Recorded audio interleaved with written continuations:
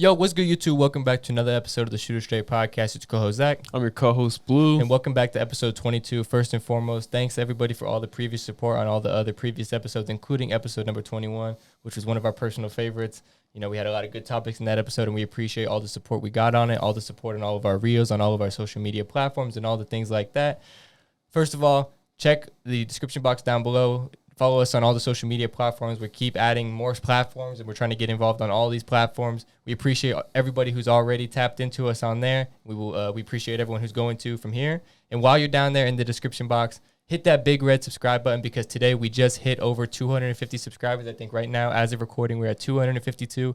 We appreciate everybody who has already hit the subscribe button. We are on the journey to 1,000 subscribers, 1/4 of the way there officially. We appreciate everybody who has already helped us on that journey. And we appreciate already in advance everybody who's going to help us continue to get to that overall goal of 1,000. And another thing we appreciate is all the comments and the engagement. We love engaging with the fans and everyone interested in the podcast and all the topics that we talk about, including Subway, who the official Subway account recently commented on our TikTok when we ate the Danger Witch. Russell Wilson's official sandwich. If you haven't checked it out yet, go check it out on the last episode 21. Exactly. And check out the TikTok. You can see Subway commenting on it. You never know what's going to happen in the future with that. You know, maybe we get a Subway collab pretty soon. Hey, you never know. You never know. But with all that being said, man, you ready to get straight into it, episode 22? Yep, let's get into it. Well, first and foremost, we want to start off with the NFL. And we want to kick it straight off with our Week 5 pick-em. Week 5 predictions. Facts. We've been doing it every week. We love doing it. Some of our best clips have come from our Week 5 week predictions, and you know we're going to continue to do it. And you ready to get into it? Of course. Let's make some great picks. Week 5 NFL pick'em. Let's go. Giants versus Packers. I got the Packers. I got the Packers as well. Lions versus Patriots. I got the Lions. I got the Lions. Chargers versus Browns. I'm taking the Browns. I got the Chargers. Texans versus the Jaguars. I'm taking the Jags. The Jags. Falcons versus Bucks. I'm taking the Bucks. I got the Bucks. Steelers versus Bills. I'm taking the Bills. I got the Bills as well. Dolphins versus the Jets. I'm taking the Dolphins. I got the Jets on this one. Rams versus the Vikings. I'm taking the Vikings. The Vikings. Titans versus the Commanders. I'm taking the Titans. The Titans. Seahawks versus Saints. I'm taking the Saints. The Seahawks. 49ers versus the Panthers. I'm taking the 49ers. The Panthers. Eagles versus Cardinals. I'm taking the Eagles. Eagles. Cowboys versus Rams. I'm taking the Cowboys. Cowboys. Bengals versus Ravens. I'm taking the Baltimore Ravens. Bengals. Raiders versus Chiefs. I'm taking the Kansas City Chiefs. I'm taking the Chiefs as well. It'll be easy dub. Whew. Another great week of picks. First and foremost, let's just start off. One of our main picks we disagreed on. Chargers versus Browns. It's going to be a good game. Two teams, maybe the Chargers maybe underperforming by some teams' standards. And then the Browns, who, in my opinion, might be overperforming. You pick the Chargers in this game. What gives you faith in the Chargers to be able to get this done on the road? They just got a good squad. And although they haven't played the best, they're still playing good football. And I got them over the Browns, honestly, because the Browns just haven't showed me enough that they're enough, like, gut that they have it in them to beat the Chargers. Mm-hmm. And obviously the Chargers, you know, we know how good of a football team they are, how talented they have. You know, they got guys, you know, obviously Justin Herbert. We don't even need to mention him, but they're a little bit banged up on the offensive side of the ball, and maybe even on the defensive side of the ball, but they still have Khalil Mack, who we know how good he is. Yeah. And, you know, they still have some star guys who, you know, are going to give them an opportunity to win. Of course. But for me personally, I have been extremely impressed by the Cleveland Browns. You know, obviously I'm not ever really going to be particularly impressed by Jacoby Brissett, but he's doing kind of what he needs to do. He doesn't need to do too much with this offense because of how good the running game. Exactly. We know how good this running game is. Not only Nick Chubb, but when you have Kareem Hunt being a secondary back for them, that just shows you how good this running game can be. Of course. And Nick Chubb is obviously having an unbelievable season. Some would say probably the best running back in the league right now. And, arguably. And, you know, with how good this offensive line has been playing, I think, you know, I don't think Justin Herbert and this lethal Chargers offense is going to get a bunch of opportunities in this game, because I think Cleveland is going to try to possess the ball. They got a running game as well, though, the Chargers. They do. But I think, you know, Cleveland, we know that they're going to run the ball. We know that that's their main thing that they're going to do. The Chargers, you know, they're going to mix it up. But I think Cleveland is going to try to go of the approach Let me hold the ball. Let me try to win the time of possession battle. Keep the ball out of Justin Herbert's hands. Ultimately, when you're playing against a team that has a better quarterback, the way to win that game is keep the ball out of this guy's hands. That's true. I can agree with that. You don't want a guy as good as Justin Herbert to have the ball more times than you do. I'm just letting the Browns know, if that is how this game plays out, my pick will probably be wrong. That's just, you know what I mean? But I personally don't believe this game ends up that way, and I think the the Browns are able to win the time of possession battle, led by Nick Chubb. I think he has another potentially 150-yard plus game, maybe even 2 touchdowns, something like that amongst the stat line, and I think he will be able to propel the Browns to victory at home. It will come to a defensive battle because both of their offenses are good. Yeah. So ultimately, it will come to the defense at the end. Both teams' defenses at the end of the day. Exactly, and you know that's going to be an interesting matchup because the Chargers have been kind of underperforming. You know, I expected them to win this AFC West division, and the Browns, you know, slightly overperforming to my expectations. So it'll be very interesting to see how this one plays out. I think the Browns in a very, very close game. I think maybe it'll be decided by a field goal, like many games in the NFL have been decided by. I saw a statistic saying that I think the most games through 4 weeks in NFL history have been decided by 3 points or less. Interesting, yeah. So I think that just shows how competitive the NFL has been, which we'll get into a little bit later on in the podcast. But the second game that we disagreed on that we wanted to touch base on, the Dolphins and the Jets. And this is obviously going to be a very interesting game because it is the first game for the Dolphins without quarterback Tua Tagovailoa. Exactly. Who is obviously out with the concussion that we talked about last week.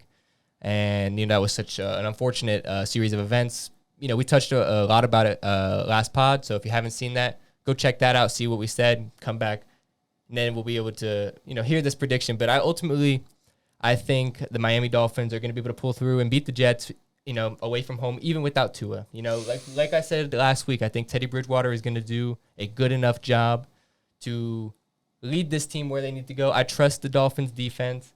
And ultimately, I don't know if the Jets offense is going to be able to score enough points to keep up with this Dolphins offense, even without Tua. You know what I mean? I just don't know if I trust them 100%. And I don't think the Jets are a bad football team. I just think even without Tua, the Dolphins are probably just a little bit better. And I know the Dolphins are slightly banged up. That's what I was going to mention and why I picked the Jets. Yeah, and I know that they're slightly banged up. However, I do have the belief that Tyreek Hill will be playing, even though he's on the injury report. Jalen Waddle, I'm not quite 100% sure on, but even if he does not play, I still have the faith. And if he does play in a limited capacity, it doesn't particularly change my pick. I still think that the Dolphins, even if Jalen Waddle isn't playing, will still be able to get this done. I think even though it's away from home, I think they'll be able to rush the ball well. I've liked a little bit of what I've been seeing more from the Dolphins running game. Mike McDaniel is going to continue to get these guys the ball in unique ways. Raheem Mostert, one of the most dynamic backs when he is in space. I just think, you know, Mike McDaniel is going to set up Teddy Bridgewater to succeed, and I think he's going to cook up a very, very good game plan, and I don't think the Jets will be quite ready for it. So, yeah, one of the main reasons why I think the Jets will win is because of the Dolphins' injuries right now. It's crazy with the amount of injuries that they have. It's like, first it's Tyreek Hill, he was questionable, and now he's going to be able to play. Now it's Jalen Waddle, which is one of their main receivers. So it's just Dolphins are really in a tough position. And I trust the Jets offense to be able to get it done, honestly. Mm-hmm. With Zach Wilson playing now, especially. Yeah. And the Jets, and you think, you know, obviously Teddy Bridgewater, you know, the Dolphins quarterback, but you think that the Jets defense will be able to contain the Dolphins offense enough. Exactly, please. Teddy Bridgewater, I don't think he's ready for the Jets defense. Ready for the Jets defense. So you have a large amount of faith in the Jets defense. Over Teddy Bridgewater, yeah. Not over Tua. Yeah. But then Teddy Bridgewater and Jalen Waddle being out, it's like. You mean Tua, being out? I mean, no, but Teddy Bridgewater being in and. Oh, yeah. And then Jalen Waddle being out, it's just like. Yeah. Yeah, it's going to be interesting to see exactly how that plays out. And it's one of those things, you know, it's an AFC East battle. And, you know, the Jets, even though they have never, not going to say never, even though recently they have not been good and the Dolphins have, you know, even though the Dolphins have not been a great team recently before this year they've always been slightly better than the Jets. But even when we would go into a game against the Jets, you never want to take an AFC East, and for any division opponent lightly, for that matter. You never want to take a division opponent lightly. And I think The Jets have always played the Dolphins tough. It's a tough matchup, but I'm taking the Dolphins. I have to have faith in them. The next game, Seahawks versus Saints. And I know this was one I sat there for a minute trying to figure out this pick because I just didn't know. And ultimately, when push came to shove, I had a gut feeling with the New Orleans Saints led by backup quarterback currently Andy Dalton. But that's what I'm saying again with injuries. Exactly. I'm interested to see you pick the Seahawks. What gives you faith in the Seahawks to get this one done? I don't trust Andy Dalton, especially like Jameis Winston. Maybe, but Andy Dalton and another Michael Thomas. That's what I was gonna say. Michael Thomas. I know he's out as well. So it's like Andy Dalton and without Michael Thomas, it's just like you're just missing main like players that you need to get it done. Mm-hmm. So that's why I picked the Seahawks, man. I think they're a more reliable squad with even Geno Smith performing better than Russell Wilson at the moment. Yeah. And which is crazy, that's a story. That's a whole other story talking about how bad Russell Wilson is playing and how well Geno Smith is playing. Exactly. And that's why it was a very, very difficult pick for me to choose this game because, Geno Smith has impressed everybody so far. And then they got DK Metcalf, man, an absolute beast on the field. So you got to pick the Seahawks in this one. I'm surprised on your pick. Well, exactly. And like I was about to say, I think Geno Smith has been having an unbelievable year. Nobody particularly expected it, per se. Of course. Maybe people expected him to have a decent year, but I don't think not a single soul on this planet. And some people may try to claim it, but I don't think a single soul was actively predicting just how good Geno Smith would have been through these 4 weeks. I mean, people were writing him off, and after the first week against the Denver Broncos, he even said it himself. Y'all wrote me off, but I ain't right back. And that was one of the hardest quotes I had heard. But I know I've been saying all these good things about the Seahawks. But let me explain why I think the Saints have a really, really good chance to win this game and why I even picked them. Look, last week, they played a very, very good, in my opinion, Minnesota Vikings team, and they played them very, very tough in London, Tottenham Hotspur Stadium. They played them very, very tough, and honestly, they literally were a goalpost away from winning that game. A goalpost. They were a goalpost away because their kicker, they hit the double doink, and, unfortunately for them, they lost that game. But I took away some very good things from that game. First of all, Chris Olave has been playing amazingly so far this season. We have him in our fantasy league. We have him in our fantasy league. We know just about how good he's been playing. So that makes me not quite worry about the Michael Thomas injury quite as much because although Michael Thomas is a very, very good receiver, and I'm not questioning that, Chris Olave will be able to step into that wide receiver one role for the Saints and execute very well. I have a lot of faith in him to do that. Also, I'm not going to sit up here and act like Andy Dalton is an extremely good quarterback, but the Red Rifle himself, he had a pretty decent game last week. He was solid. And he almost led this Saints team to victory.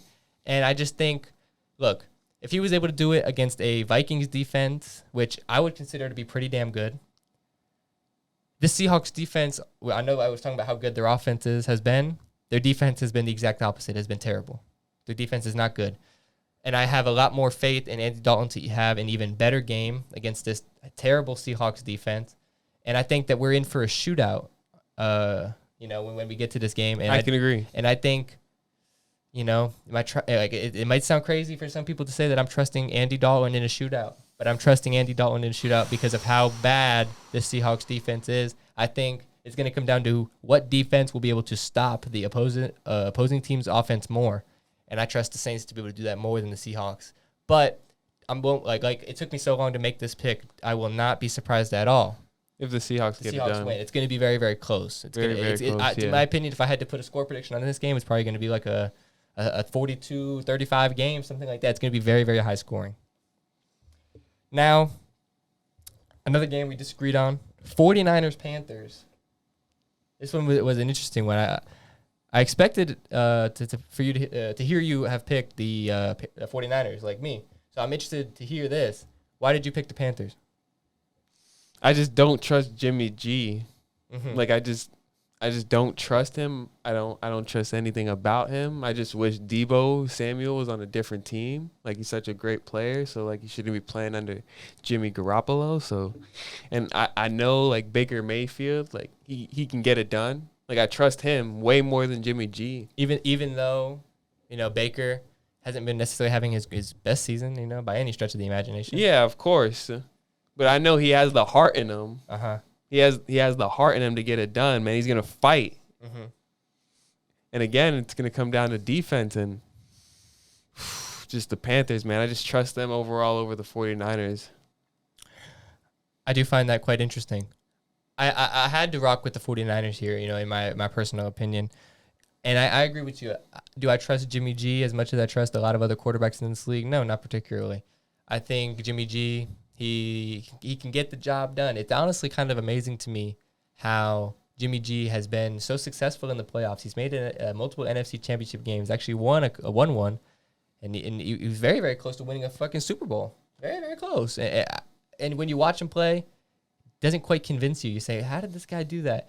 However, I don't think the 49ers will need a top tier Jimmy G performance to be able to beat the Carolina Panthers. I think, if we just get the stereotypical, prototypical Jimmy G performance, they will be able to get it done against the Panthers. Might get a safety.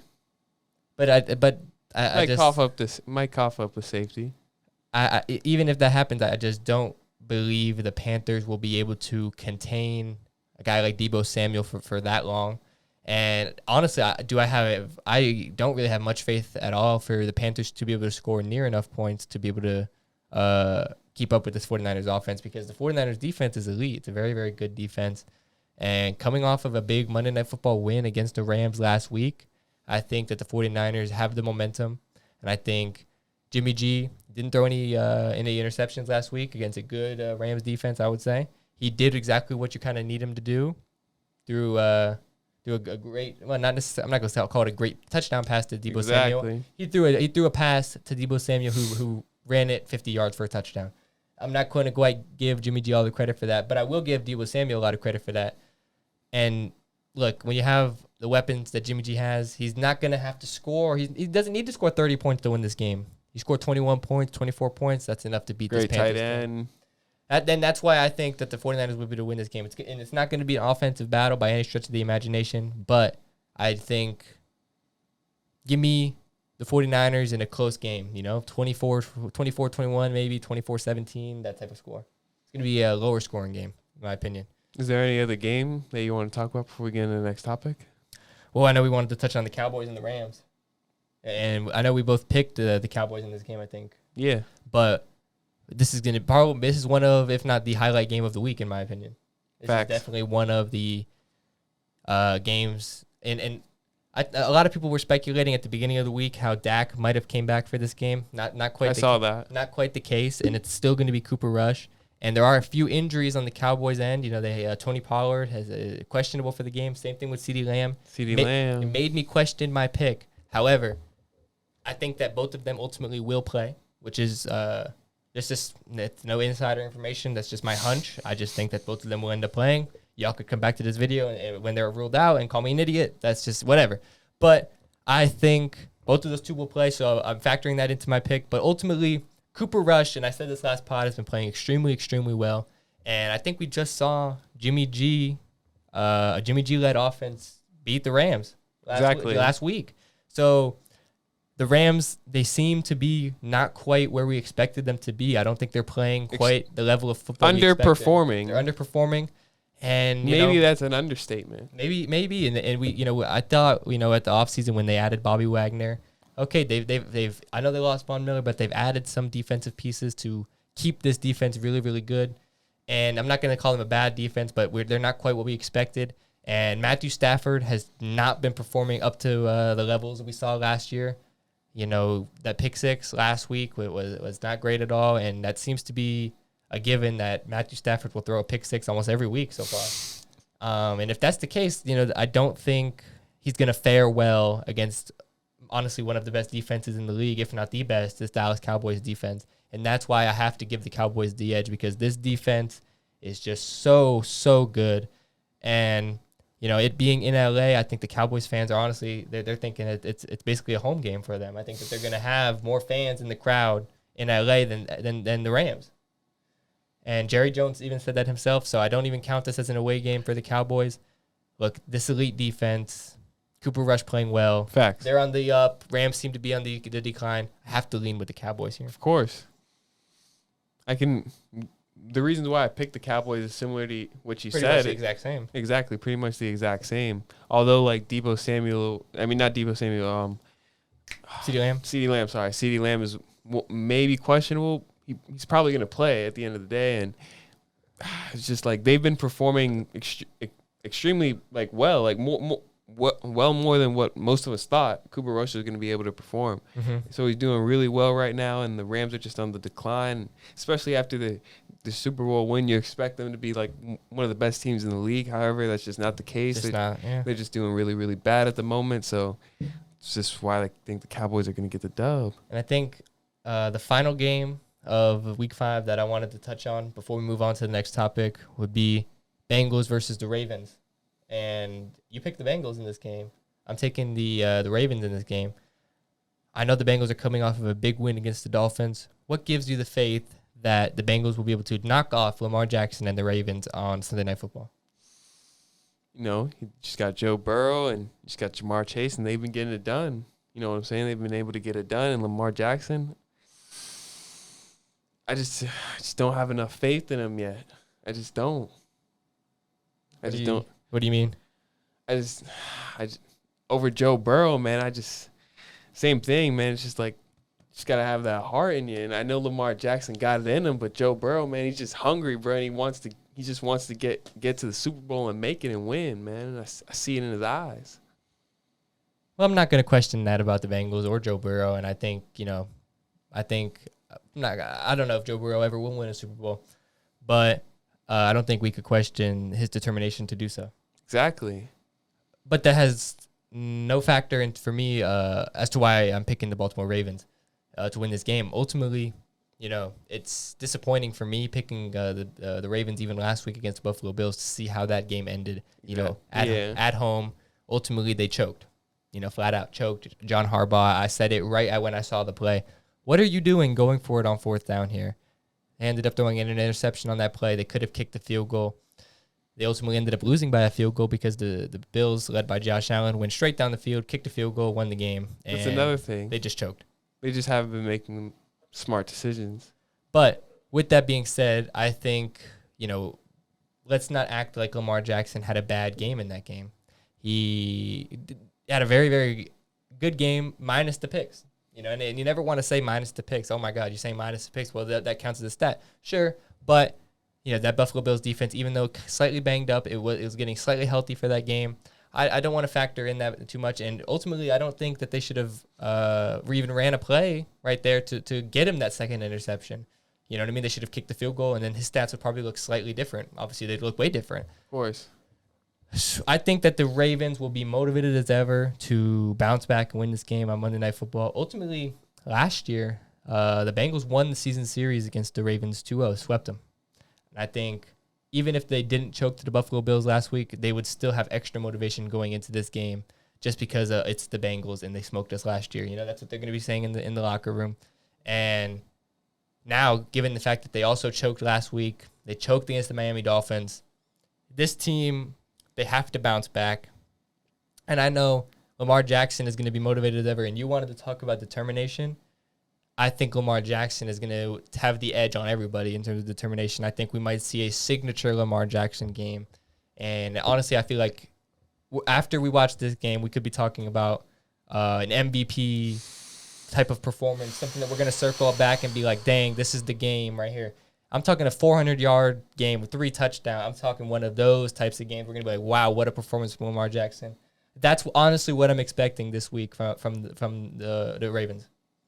And that's why I have to have the ultimate faith and pick the Ravens. Even though they let me down last week, I was very disappointed. Again, they are a good squad. Don't get me wrong. The Ravens, they got some good players on that team. However, I just don't think the Ravens will be able to get it done over the Bengals. And I know you're trusting the Bengals, but like I pointed out last week when we talked about them and after their performance against the Dolphins, there were just some issues with the Bengals that I don't see them fixing in time for this game. Ultimately, they were able to win that game against the Dolphins. I still have a lot of concerns about their rushing attack. I have concerns about if Joe Mixon will be able to get the same statistics that he did last year. And look, Joe Burrow and Jamar Chase had a great year last year, but let's not undervalue the impact of how important Joe Mixon was to that Cincinnati Bengals team making it to the Super Bowl. And we have not quite seen him get the chances and get, he's not quite done what he did last season. And if they don't rectify that, Joe Burrow is going to have to throw the ball more. And we have seen this offensive line has not been great. That's being generous. They've been probably very, very terrible. Of course, I can agree. So when you factor all of that in, and I know that the Ravens have had a very long time to prepare for this game, I just don't quite see it. I just don't know if would have been able to prepare fully and really get ready for what Lamar and John Harbaugh are going to be cooking up, because I think they're going to cook up a vintage game. Bet. So you ready to get into the next topic? I'm ready. Nice. So we got Tom Brady and his wife Giselle officially divorcing, breaking up. Mm-hmm. What are your initial thoughts? Well, at first, I'm not really, to be quite frank, I don't like Tom Brady. You know what I mean? We all know this. So at first I was honestly laughing. I was kind of celebrating to a certain extent.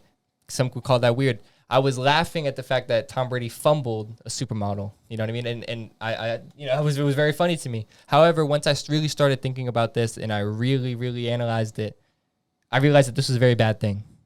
Tom Brady now has no motivation to stop playing football anytime soon.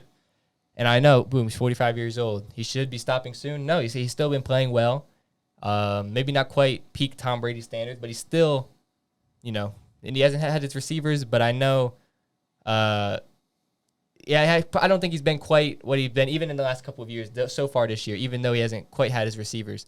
But I think that this is not great, for me personally, and any person that really doesn't like Tom Brady. However, if you're a fan of Tom Brady, you're a fan of the GOAT, you're celebrating this news. This is the best possible news you could have heard. Tom Brady, I think he's playing for the next potentially 5 years now. Some would call it a bold take. I think Tom Brady, now that he doesn't have Giselle in the mix, breathing down his neck, begging him to retire, there's nothing stopping him. I think that he will continue to be playing potentially even for the next 5 years. I think now he's aiming for 50. I really do. I think he's aiming for 50. I don't know about that, man. Over the years, bro, just being a quarterback, just getting hit and sacked over the years, bro, it weighs a toll on you. It hasn't happened yet. Where's the toll? I just don't see that toll that you're talking about. I think Tom Brady is really gunning for 50 now. What's stopping him? I think he's maybe looking to get 10 Super Bowl rings. I don't know what his exact goals are, but I don't think he's stopping playing anytime soon now. Look, our main hope to get him to stop playing football was his family. His family was going to drag him out of the game.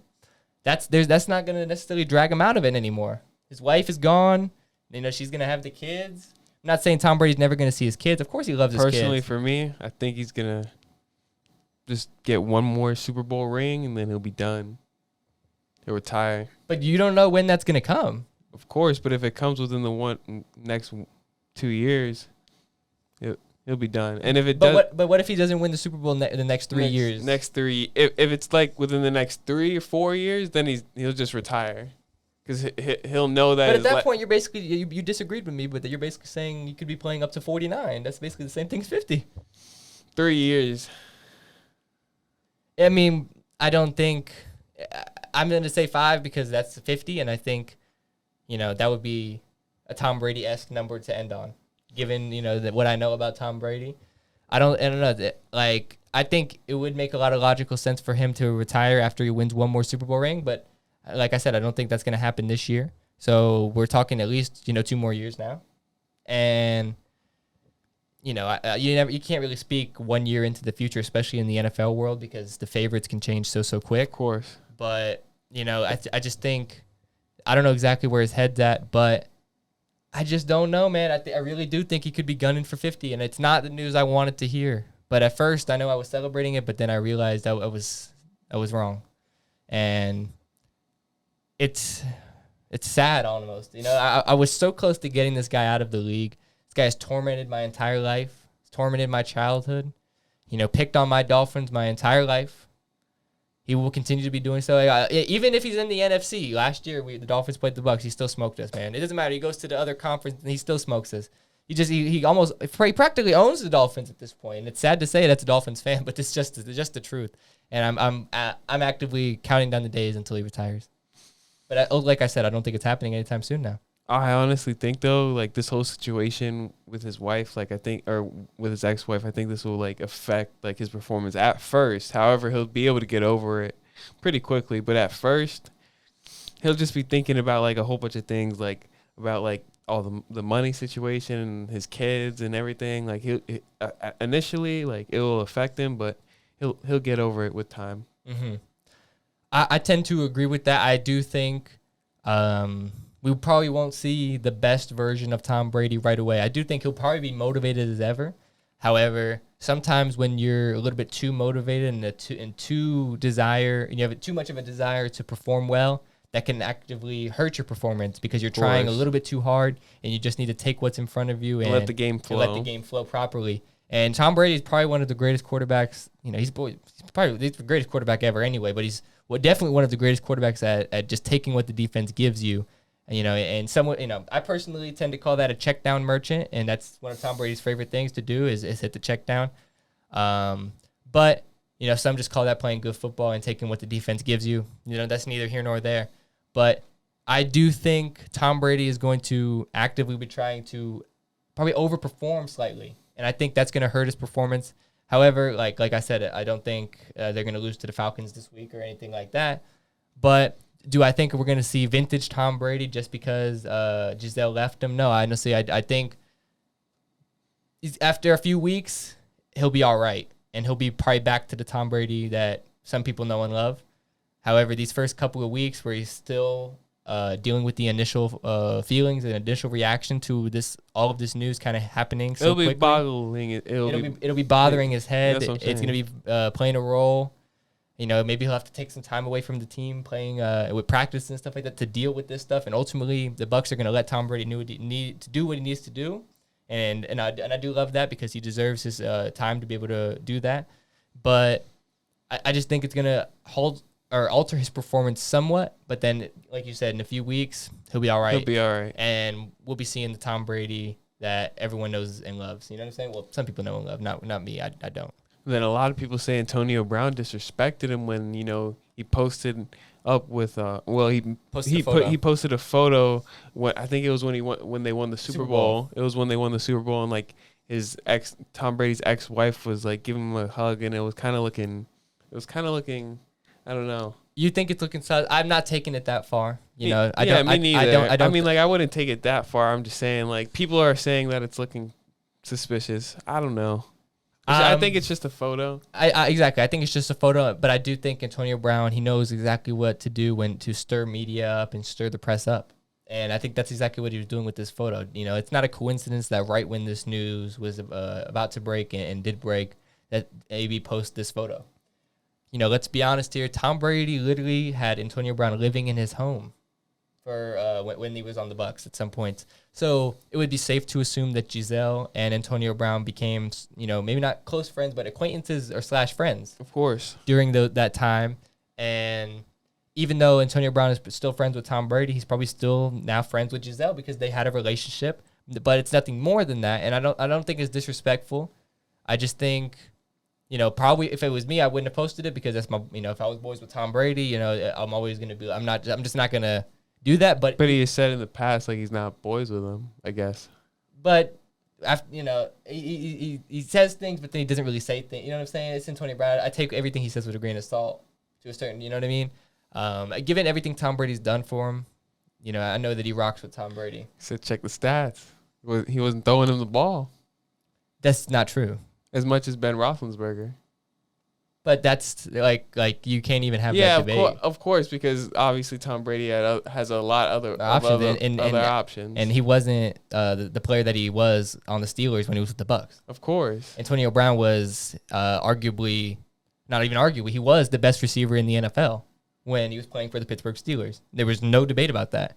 This guy was unbelievable. Listen, you know what I mean? He was the wide receiver. That's what Antonio Brown said. But I don't even listen to what Antonio Brown says half the time. I take it with a grain of salt. I look at the facts.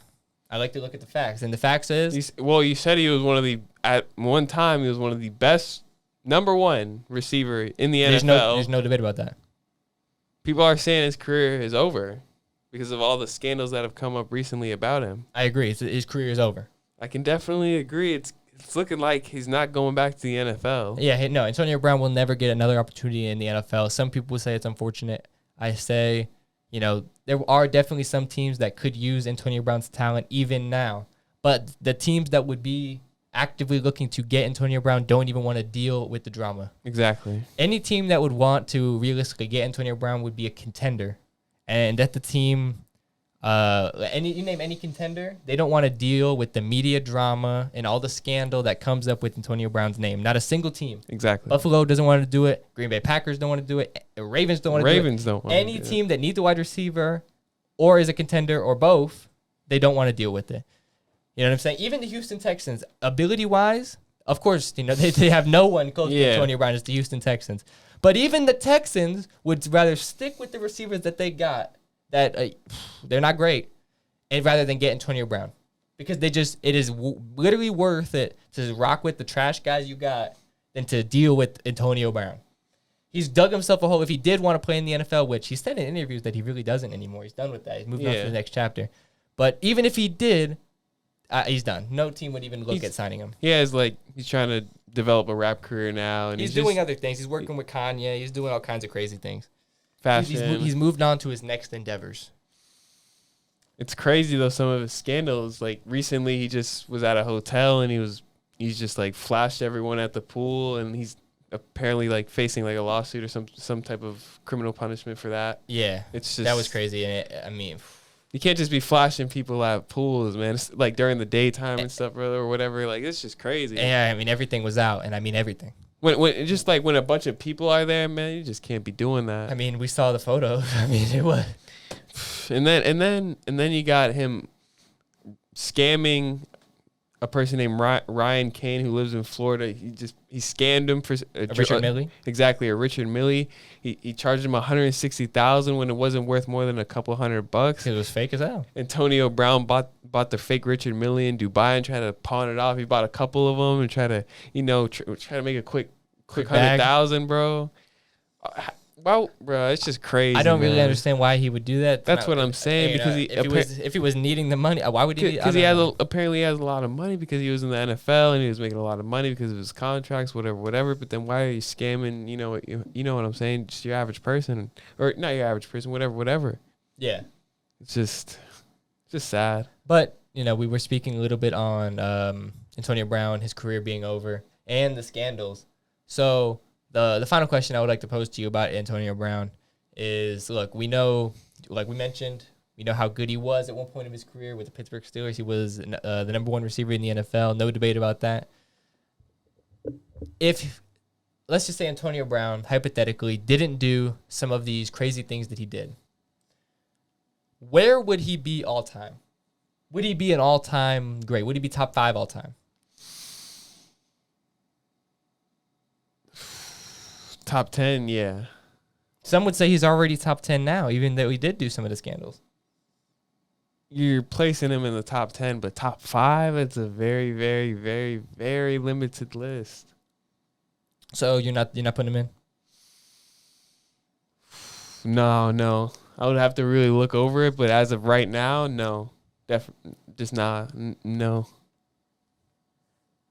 For me personally, I disagree.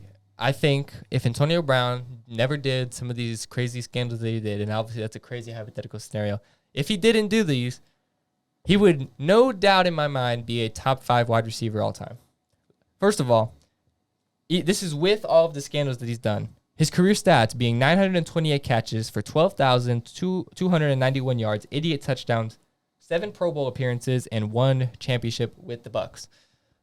Let's just assume he didn't do some of these crazy things. These stats would be even better. We're talking over 1,000 catches. We're talking probably over 15,000 yards. We're talking over 100 touchdowns if he didn't do some of these things. We're talking probably 10 plus Pro Bowl appearances. And potentially we're talking about another title to his name. You look at that resume and you're thinking, oh my God, this resume on its own right here that I just listed off is a top 10 receiver of all time. No doubt in my mind. Exactly. So we're talking peak AB, getting to inflate these stats even more, potentially winning another title. there would be no doubt in my mind. I'm thinking he would be even competing potentially. I'm not going to say he's going to overtake it. I'm saying competing. You'd be in the discussion with Jerry Rice. He would be in the discussion. I'm not saying overtake him. I said he'd be in the discussion. You would have to put the two in the same sentence. But although I'd still take Jerry Rice. You know what I mean? Let's make that very clear. I would still take Jerry Rice. However, it would be a discussion. Now it's obviously no discussion, but it would be a discussion between him and Jerry Rice. That's how confident I am in the fact if Antonio Brown didn't do some of these things, that's how confident I am he would be up there. I'm just not so sure about that because you got a lot of receivers in that list. You got like Randy Moss, man. Like you got a lot of receivers. Of course, that's going to be in that list. It's Antonio Brown. Some people, they could make that list because of some of the scandals have been so bad. Some people forget just how good this guy was. That's very true. I can agree with that. That's the point. And I'm not saying that that's you in particularly, but I'm saying that's just how it is. These scandals have overpowered his name, ruined his name, tarnished his legacy to a certain extent. But when you just look at it from the football perspective, this guy is elite. He was elite. And in this hypothetical scenario that he didn't do these things, them stats would have been utterly ridiculous and would have been in that conversation with Jerry Rice. Speaking of receivers, man, let's talk about Odell Beckham. Mm-hmm. He recently announced that his preferred destinations on which teams he would like to go to in the NFL. Exactly, because he's still a free agent. So let's name that list out really quick. The Packers, the Chiefs, the Rams, the Bills, and the Ravens. Mm-hmm. And honestly, I think he should go to the Bills because I know, like, for a fact he would win another Super Bowl with that team. It would be amazing to have Stephon Diggs and Odell Beckham on the same squad. For Josh Allen, he would just have just another target to throw it to. I just feel like that's the move. Mm-hmm. What are your thoughts? Well, if I was Odell Beckham, and this is my list, and my list would consisted of the Packers, the Chiefs, the Rams, the Bills, and the Ravens. It depends on my exact goals. However, I'm going to break it down into two scenarios based on, I don't know exactly what Odell's goals are. Okay. If I'm Odell Beckham and I'm 100% ring chasing, in my opinion, you go to the Kansas City Chiefs. Look, we have seen a elite version of Patrick Mahomes so far this year. I'm talking, I picked him to win MVP at the start of the year. I mean, you saw that play last week. I mean, this is MVP level Mahomes.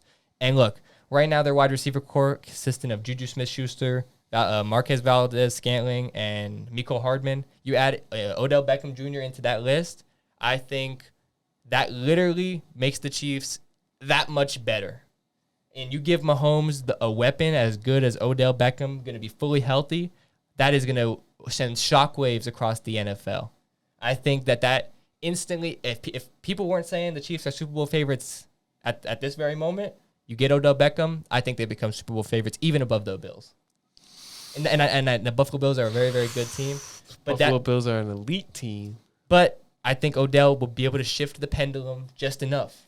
However, if Odell is looking for 100% the best opportunity to get the best stats, I think he should go to the Green Bay Packers. Of course. I can definitely agree with that. Right now, their receiving core consists of Allen Lazard, who's been kind of banged up, Doubs, and then Randall Cobb.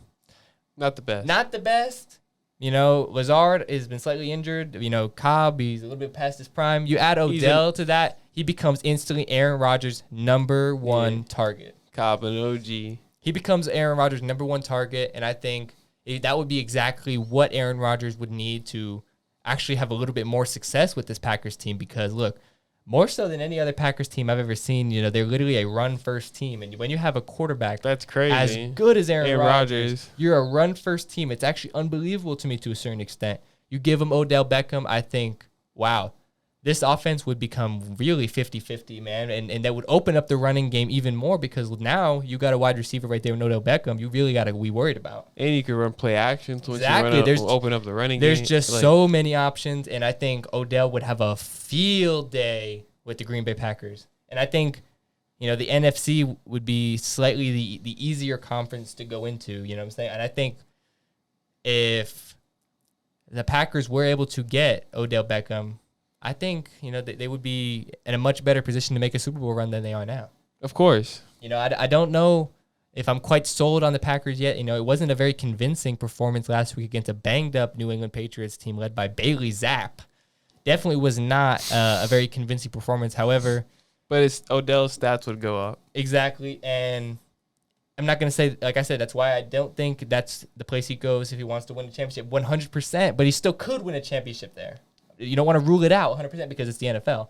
And, you got Aaron Rodgers, never want to count him out.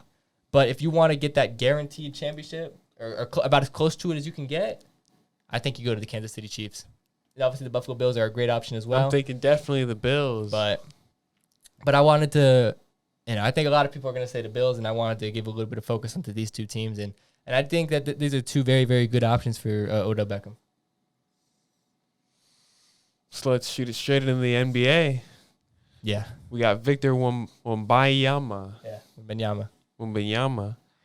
Number 1 draft pick. Projected to be the number 1 draft pick. Yeah. Facing off against the projected number 2 draft pick, Scoot Henderson. Mm-hmm.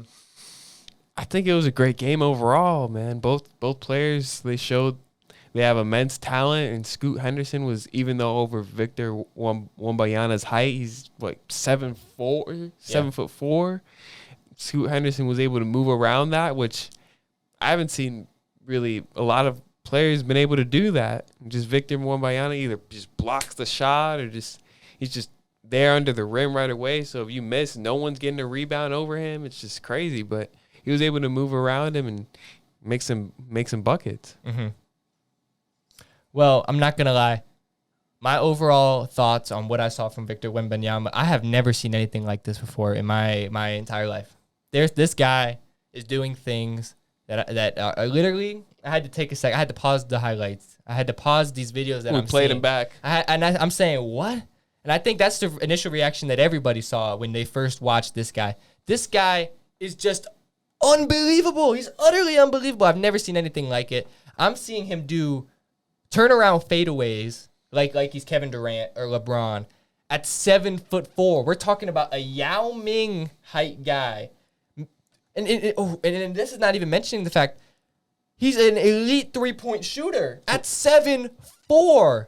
There will never be an NBA player who blocks his shot from the three-point line. This guy takes a jump shot, it is not getting blocked. It's literally unguardable. If this guy takes a jump shot, it is unguardable. LeBron basically calling him a freak of nature, an alien. And it's not even just the jump shot that's unguardable. I don't see any way you can just guard him in general. He barely has to jump to dunk. Unless he misses his shot, you can't guard him. He can shoot over you. He can put you in the post. He will dominate the paint. There's nothing this guy can't do. Listen to these stats. This matchup against Scoot Henderson, 37 points on 11 of 20 field goal, and then 7 of 11 from three-point line, which for me, look, dropping 37 points is great and all, but that's the main thing for me that blows me away. To be able to shoot 7 of 11 from the three-point line at that height, stretching the floor, like, unbelievable. Literally, this guy is the epitome of what you want in the modern NBA, and he is actually consistent. Literally, exactly. Nowadays, for a big in the NBA, you want him to be able to stretch the floor. You need a guy who can make a three every now and then from your big guy. Whoever gets Victor Wembanyama is not only getting a guy who can make the three sometimes, you're getting a guy who can make the three very, very, very consistently. You're talking about a guy. And get rebounds. You can't cover him. You can't leave him open. Exactly. You literally can't. And then, as if the matchup against Scoot Henderson wasn't enough, he also plays in another game, drops 36, 11 rebounds, 4 blocks, and he has a plus-minus of plus 26. Incredible. These stats literally blow me away, and I don't think anybody has ever seen something quite like this. It's mind-blowing. But I don't want the, obviously, and no, rightfully so, everybody is talking about Victor Wembanyama.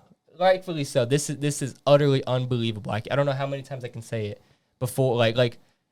It's just, it almost makes you lost for words to a certain extent after what we saw. This guy is just so good. But Scoot Henderson also was very, very, Exactly. very impressive. You know what I'm saying? And obviously, a lot of people are going to talk about Victor Wembanyama, myself included, because, Jesus, man, what I saw literally might be the greatest prospect I have ever seen. But Scoot Henderson had a very, very, very good performance against Wembanyama. And like you said, he was able to get into the paint and attack the basket against Wembanyama, which you don't see players do. Never see. Like, we saw some of the blocks Wembanyama has. I mean, he's just unbelievable on defense. And we saw Scoot Henderson be able to attack the basket and get some layups over Wembanyama and be very, very effective doing so. He did get some shots blocked, but that's to be expected when you're playing Wembanyama. He's a freak of nature. Let's see, Scoot Henderson in the game drops 28 points on 11 of 21 for shooting, 2 from 3 from the 3-point line, 5 rebounds, 9 assists. It looks to be a very well-rounded performance. Exactly. And, you know, a lot of people obviously, rightfully so, are going to talk about Victor Wembanyama, but Scoot Henderson seems to me has locked himself in to be that number 2 overall pick. And honestly, most drafts, he probably would be number 1. But when you got a guy like this, I mean, it's just unbelievable, man. Of course. And, you know, everyone's initial reaction after watching these 2 games, myself included, is, dang, my team should fucking tank for this guy. My team, that's everyone's reaction. Every fan of even a mid team is saying, I would rather my team lose games this year than win games so that I can get this guy on my team. Because let's be real, Victor Wembanyama might never really become a free agent in the sense of, like, whatever gets him is going to want to keep him forever. This guy's, you know what I mean? This guy is just unbelievable. But the question I want to pose to you, should NBA teams be tanking as hard as they are expected to get Victor Wembanyama, even given how good he is expected to be? Not necessarily, because the negative effects that can come from tanking the season. Your fans they're just not going to respect you. Your hometown. Whenever you guys go to play a home game, man, the fans are just going to be yelling and screaming in the crowd. Saying a lot of fans are clamoring to tank. Nah, but not the hardcore fans that really want their team to win. But I would say there are a lot of fans who are clamoring to tank. But in your opinion, you wouldn't. In my opinion, I wouldn't. Even though we watched the same game. Of course, but I know that there's other people in the draft that have a lot of potential, including that will be in the draft that have a lot of potential, including Scoot Henderson. Look, if I was a fan of a team that's even mid, especially if I was a fan of a trash team, but if I was a fan of a team that's even mid, it's expected to, let's just say you're expected to go 41-41, literally 500. That's about as mid as you can get. I was a fan of any team like that. I'm not talking about being a Warriors fan. I'm not talking about being an elite NBA fan. I'm talking about a fan of a mid team. If you're in that position, I would literally want my team to go 0-82. That's where I'm at. I don't need to see anything else. If I was a fan of a mid team, I would literally want my team to go 0-82. Burn the fucking stadium down. That is, like, literally do whatever it takes to lose games to get this guy. If I'm Oklahoma City, I'm literally taking the G League team and promoting them to the NBA and saying, all right, you're the NBA players now. I know y'all are going to suck, but that's it. That's what I'm doing. This guy is too good to pass up on. Literally, everybody should be doing everything they can. And I think that we're going to see it this year. Teams are going to do everything in their power to get this guy.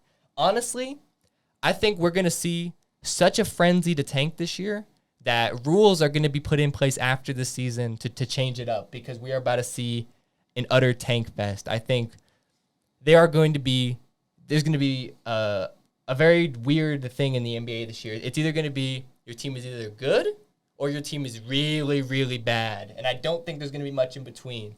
And why is there not going to be much in between? Victor Wembanyama is the exact reason why.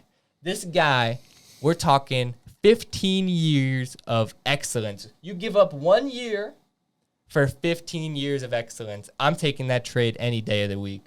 If I'm an Orlando Magic fan, if I'm an Oklahoma City Thunder fan, I'm going to the GM's office. If I could get there, I am knocking on the door. I'm getting on my hands and knees, and I'm begging him to make this team lose games to get this guy. That's how good I think he's going to be. That's where I'm at with Victor Wembanyama. That's really where I'm at. Would you agree with Richard Jefferson's comments, saying that if he was in the same draft class as LeBron would have been second? I really had to think about this. Look, anybody who knows me knows how much I love LeBron James. And diehard fan. And that's what makes it even crazy for me to think about. I actually agree with Richard Jefferson here. LeBron James as a prospect was probably one of, if not the greatest prospect we've ever seen. And he actually lived up to the hype. And I would say Wembanyama is probably the first prospect to get this amount of hype since LeBron James. So I think it's a very fair comparison. And obviously Richard Jefferson saying if they were in the same draft class, LeBron would be 2, Wembanyama would be 1. And I have to agree with that. And I know it's crazy to say. However, we look at what Wembanyama can do. He can do things right now before he gets to the NBA that LeBron still can't do. This guy's a knockdown three-point shooter.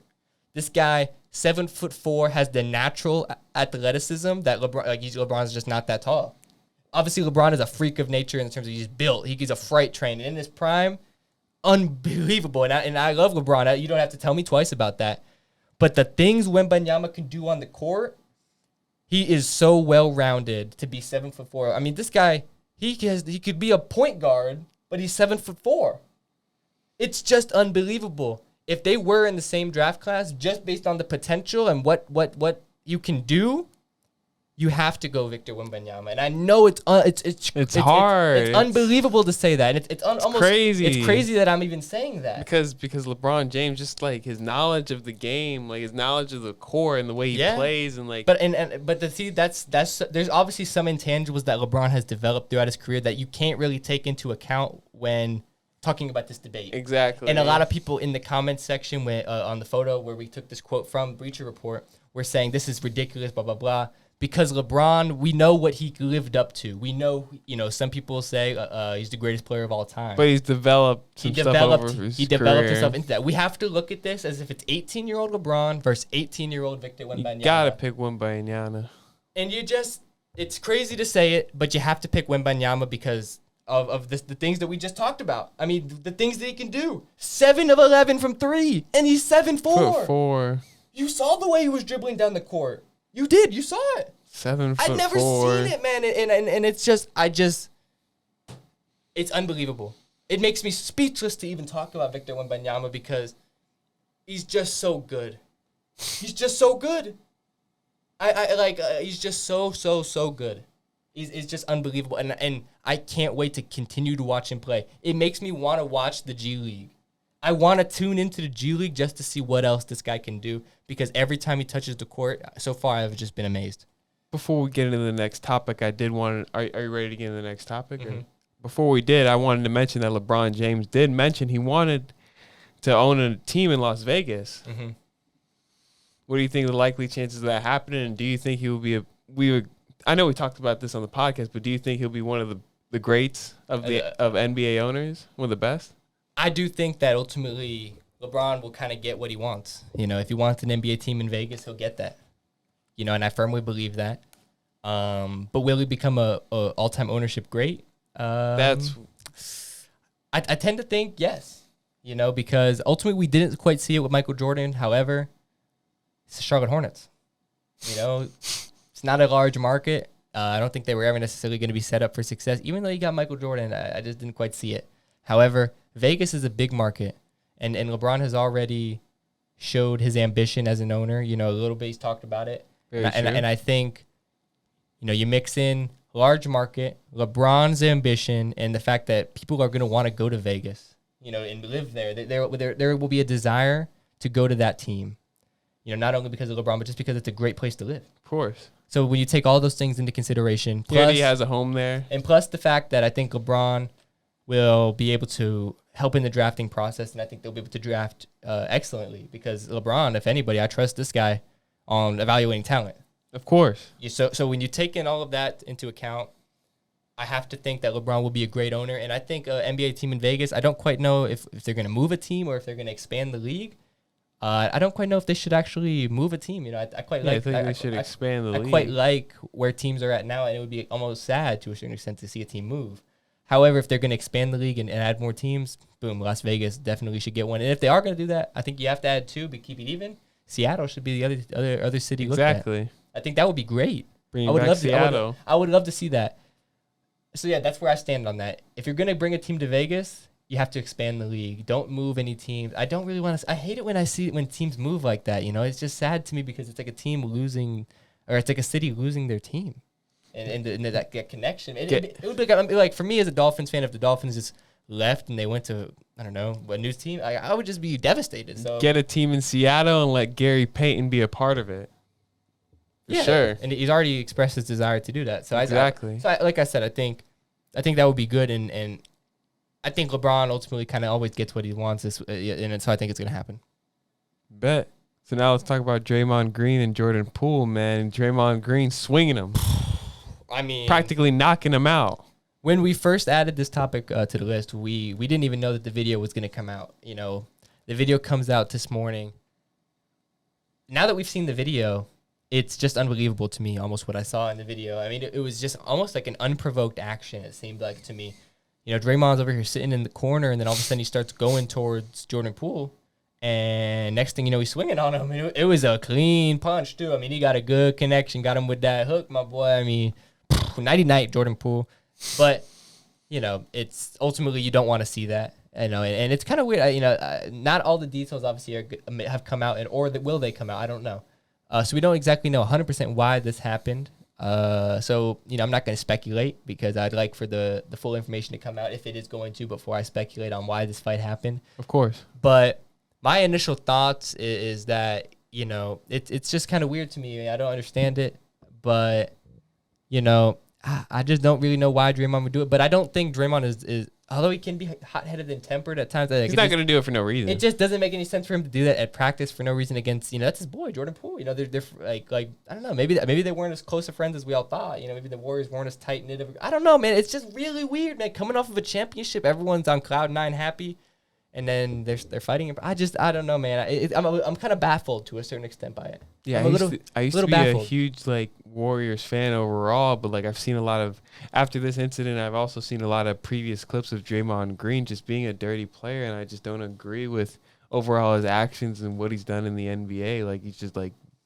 practically bullied players, shoving them and pushing them to the ground for no reason, and just kicking them in their nuts, you know what I'm saying? Just crazy stuff that doesn't have to be done. Just play basketball. Just play the game of basketball because that's what we all want to see at the end of the day. Yeah. The top players compete, and if you're not competing fair, then why should he be able to compete in the first place? And don't get me wrong, that's not saying I don't know if, I don't believe that they should kick him out of the league. However, I do think he should change up his act a little bit. Mm-hmm. I could agree with that, especially given when you're on the Warriors and how popular Draymond Green has gotten because he's been a star player on the Warriors. You're a role model. Exactly. And you don't want players picking up some of these actions, that we've seen Draymond do over the years.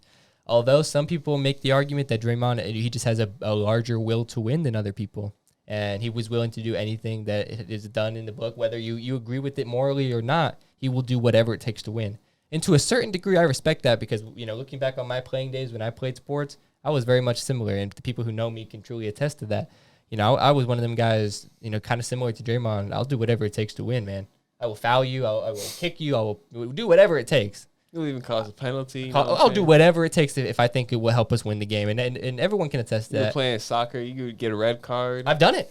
Look, the people will comment that have seen those red cards. You know what I mean? Hey, the people that have seen them, hey, tell Blue in the comments down below. Let them know. But anyway, back to Draymond Green and Jordan Poole. I'm just baffled by the video itself as to why it happened. I think more details will come out. However, I do want to touch on exactly, there's now the Warriors are taking legal action to try to figure out how exactly this video leaked, because this was not supposed to get out, obviously. This video was not supposed to get out. And now people are speculating, why did it get out? Who leaked it? How did it leak? How do you think this video got out? I definitely think that TMZ paid one of the team employees. TMZ definitely paid TMZ one. TMZ paid a team employee, whether it was a ball collector, whatever it was, whoever it was, fat bag, paid him $60,000. Crazy bag, maybe even more, 80,000. 100K. I don't know how much. You're right, 100K. I don't even know how much a video like this would cost, but I think that's a very possible theory. if I'm to make up my own theory, and I hope we do kind of find out how this video came out. I think we will, because the Warriors are taking legal action. Probably in the next coming weeks, we will find out exactly how this happened. But if I'm to make my own speculation on why it came out, I'm thinking potentially it came out because Draymond Green wanted it to be out. A clutch sports move to get it out. I think one of the first things we saw, even when it was just verbally that we knew this happened, we saw the first things that happened was Draymond's side of the story got out first before Jordan Poole's. It was reported first from Yahoo Sports. Chris B. Haynes, he told Draymond's side of the story first. Facts. And I think when you don't ever, if I'm to look into that, and look, this could have nothing to do with it. It's speculation at the end of the day. However, if I'm to look into this, I think this could be a strategic move by Clutch Sports and Draymond Green to, get his side of the story out. However, if that is the case, this video kind of looks bad on Draymond. Of course. So, what was their exact thinking with that? What was the purpose? I don't know. But, it could be a ploy to potentially get out of the Golden State Warriors. Maybe he wants to move to a new team. And he's using this as leverage, okay? Like, I've done just his relationship with Steph and Clay, like. But I think Draymond and the Warriors have slowly, even though they did win a championship, I think they've slowly started to move away. I think we started to see that. Where is Draymond going? It's Clutch Sports speculation, and like I said, this is literally pure speculation. At the end of the day, don't take kind of this with a grain of salt. But if my theory is true and he's doing that for that reason, I think he could be making a ploy to get out of the Warriors to potentially get to the Los Angeles Lakers.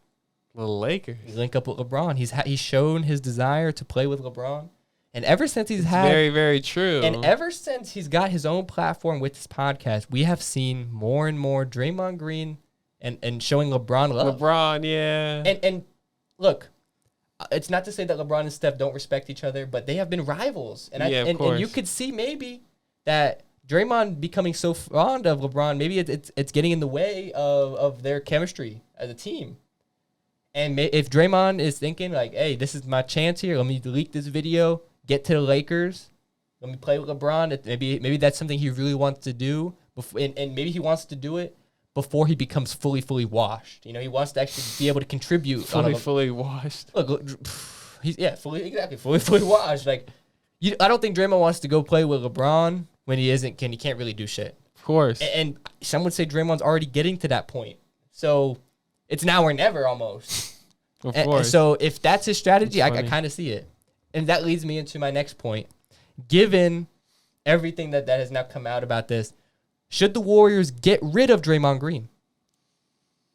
Definitely, I think the Warriors should get rid of Draymond Green because I think he'll have a wake-up call and it will potentially change up his act and he'll actually, like, not, go crazy and, like, do rambunctious things. And maybe if he's playing with LeBron, LeBron will wise him up and be like, yo, like, we don't have to kick people in the balls to win games. Like, we're just going to win games with pure good basketball. And I think they'll be able to get it done.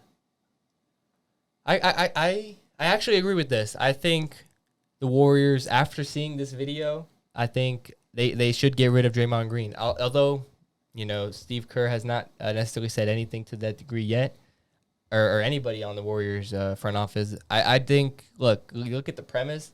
He literally sucker punched Jordan Poole, who, he's expected to get it. Jordan Poole, tried to push him away. And that's kind of, look, when you step up to him like that, it's to be expected. And then, boom, sucker punch. I think. And he fell. Like, he dropped. Come on. Dropped. I think that the Warriors, they're about to give Jordan Poole a bag. Did you think Jordan Poole was punching back? No. Well, he had no chance. But look, I think that the Warriors they're clearly about to give Jordan Poole a bag. It was even said that part of why Draymond did it was because he thought Jordan Poole was getting an ego because of the big bag he was about to get. So I think the Warriors are investing in Jordan Poole as to be part of their future, and Draymond Green is on the decline. If they have to pick a side here and Jordan Poole is saying, bro, it's him or me, they're picking Jordan Poole. All day. And I know Draymond Green is a Warriors legend, but even Warriors fans will agree with me on this. They obviously would pick Jordan Poole to be like they're keeping him over Draymond. That's the future. That's the future. And even for next season, who's contributing more to the Warriors? Jordan Poole is going to contribute more to this team. Draymond obviously is always going to have that moral leadership and shit like that. But on the court, points, rebounds, shit like that, the actual who's affecting the game, Jordan Poole. So if you got to pick one, you got to pick Jordan Poole. See ya, Draymond Green. And if that means he's going to go link up with the Lakers, I'm actually a big fan of that because I think the Lakers need all the help they can get.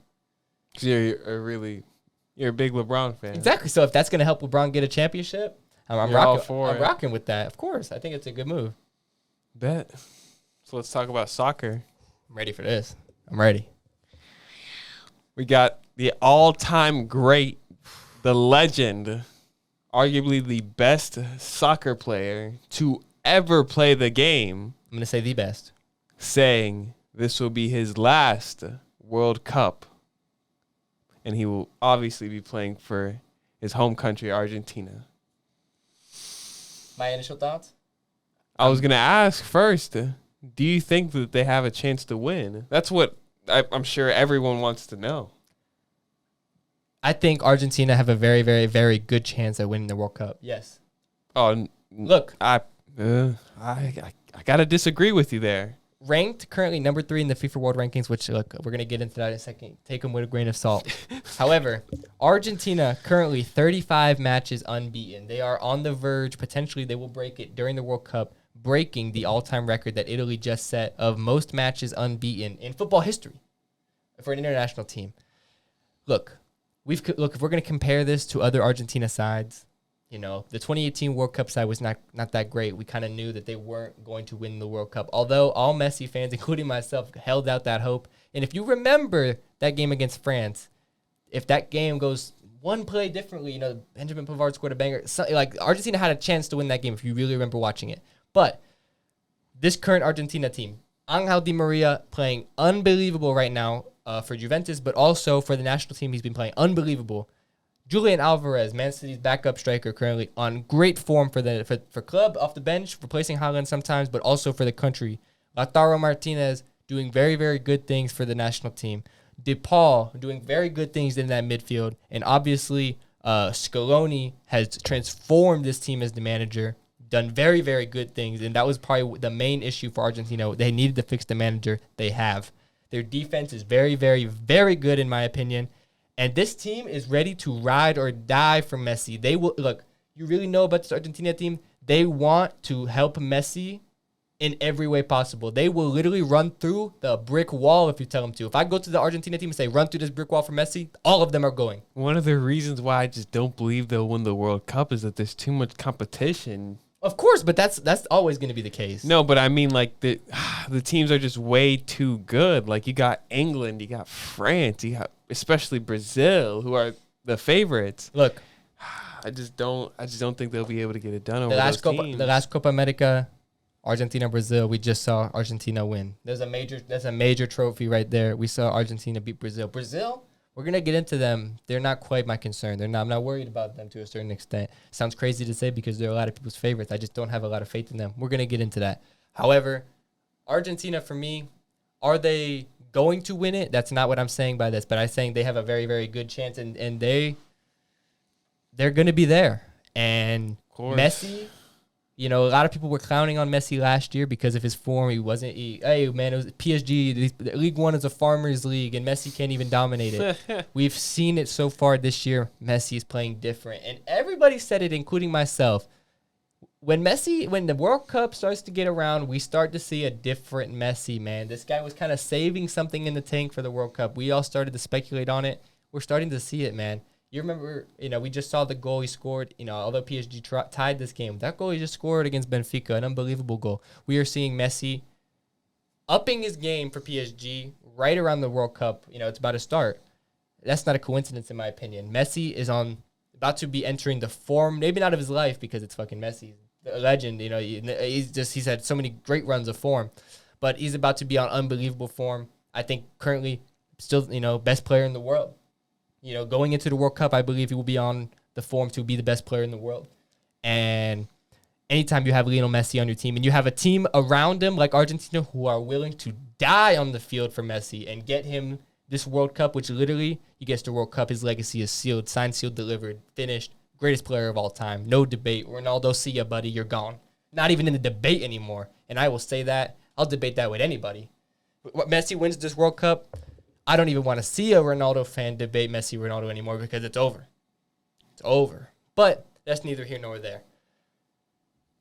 You know, Argentina have a very, very good chance at winning their World Cup.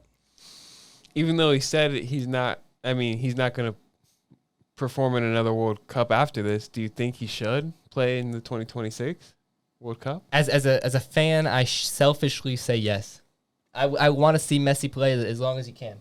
You know, obviously, I don't want to see him hurt his legacy, but I selfishly want to see Messi play soccer as long as he can. You know, this guy, everyone has watched this guy growing up. Everyone, especially part of my generation, I can't remember soccer without Messi. I literally can't. Same. He is the face of it. I want to watch him play forever. That's the truth. I want to watch him play forever. And some of the best.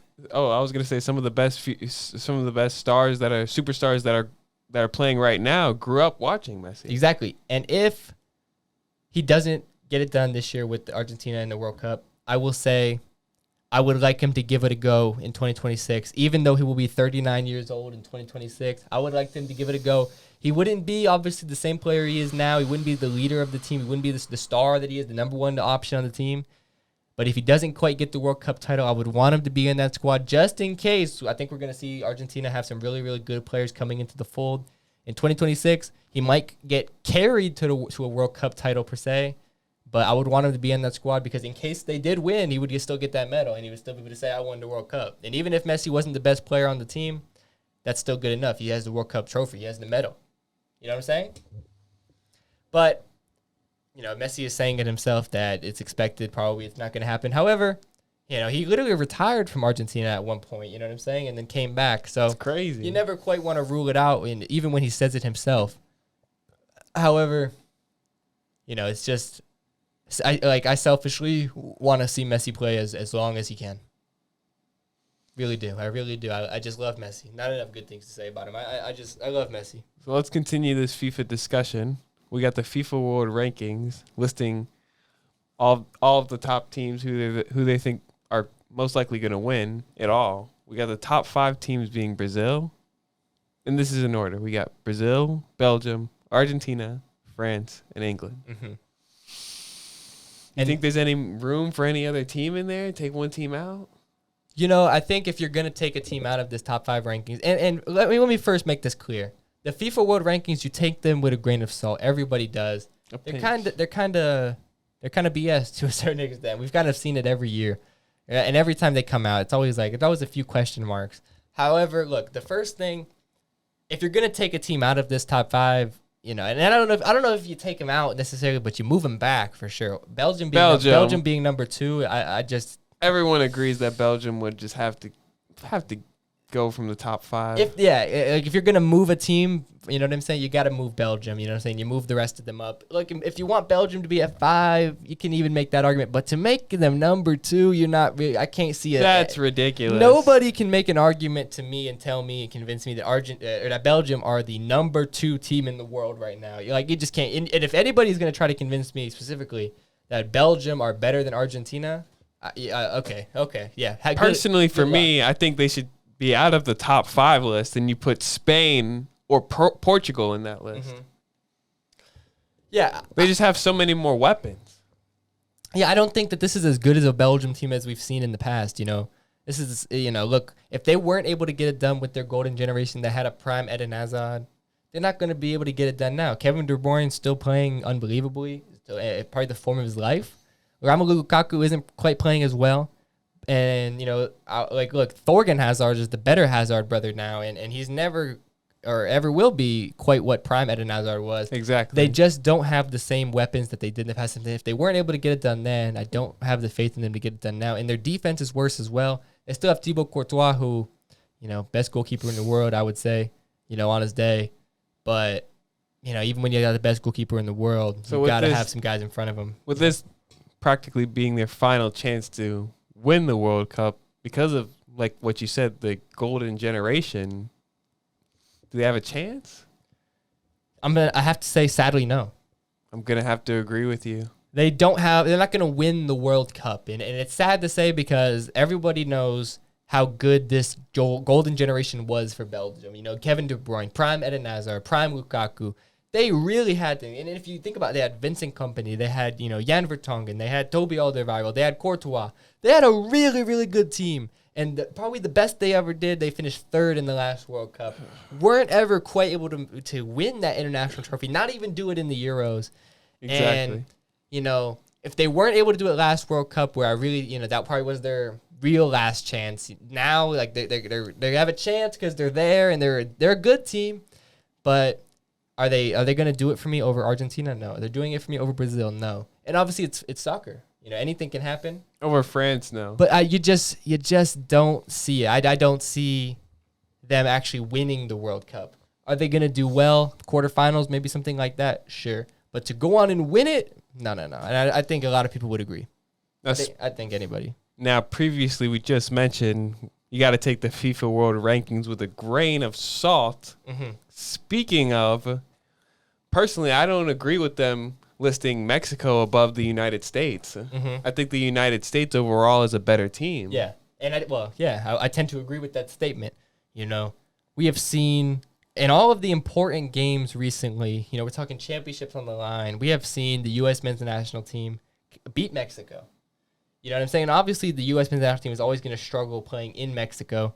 But, a lot of these finals that they've been playing, they were not in the Estadio Azteca.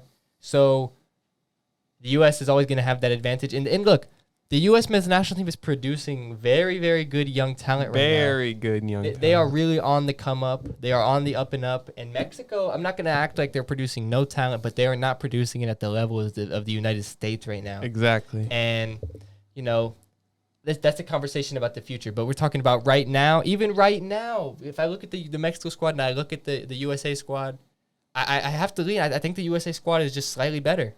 And Christian Pulisic, they just got many players. I tend to think that the U.S. will go further in the World Cup than Mexico. Obviously, Mexico being in the same group as Argentina, that's not really doing them any favors.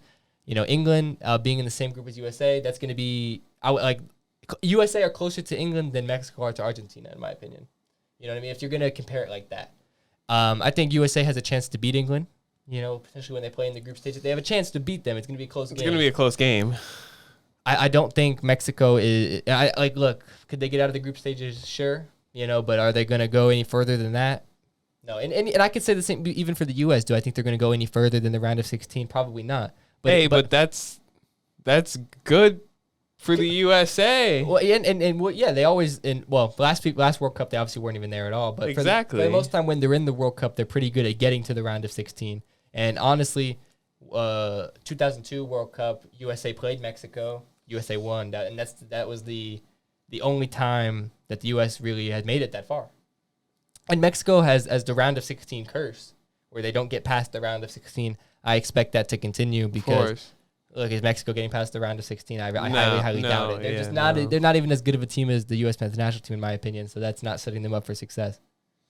With Mexico being ranked 13th and USA being ranked 16th, which again, and that's why you take the FIFA World Rankings with a grain of salt, because where are they getting these numbers from to even make this up? It's crazy. Literally, you think about the last three real competitive times. We're talking about finals with trophies on the line.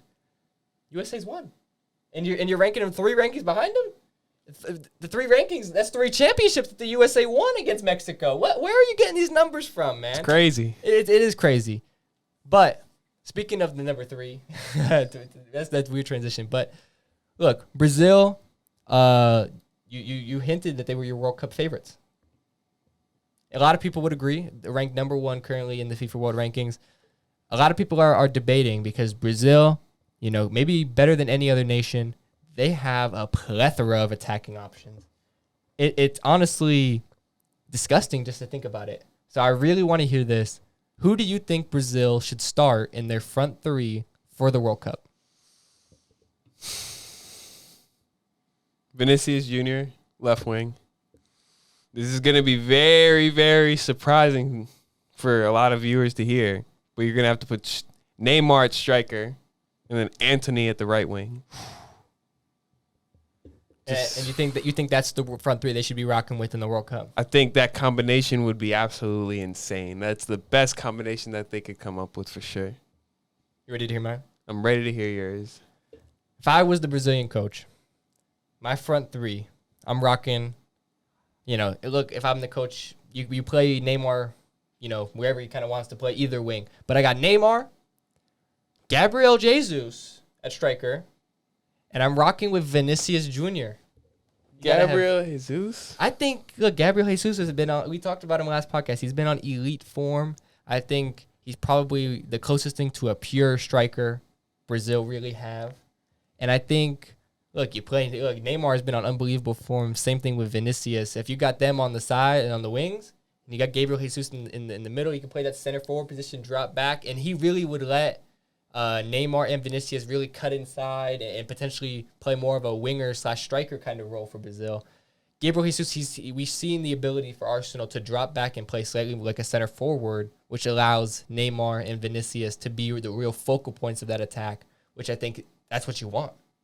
You know what I mean? So, obviously, but when you're Brazil, you have so many options. You have Rafinha, you got Antony, you got so many guys that could take. There's only 3 spots in the front three, and you've got probably 6 guys who could start. I think both of our front three was pretty good.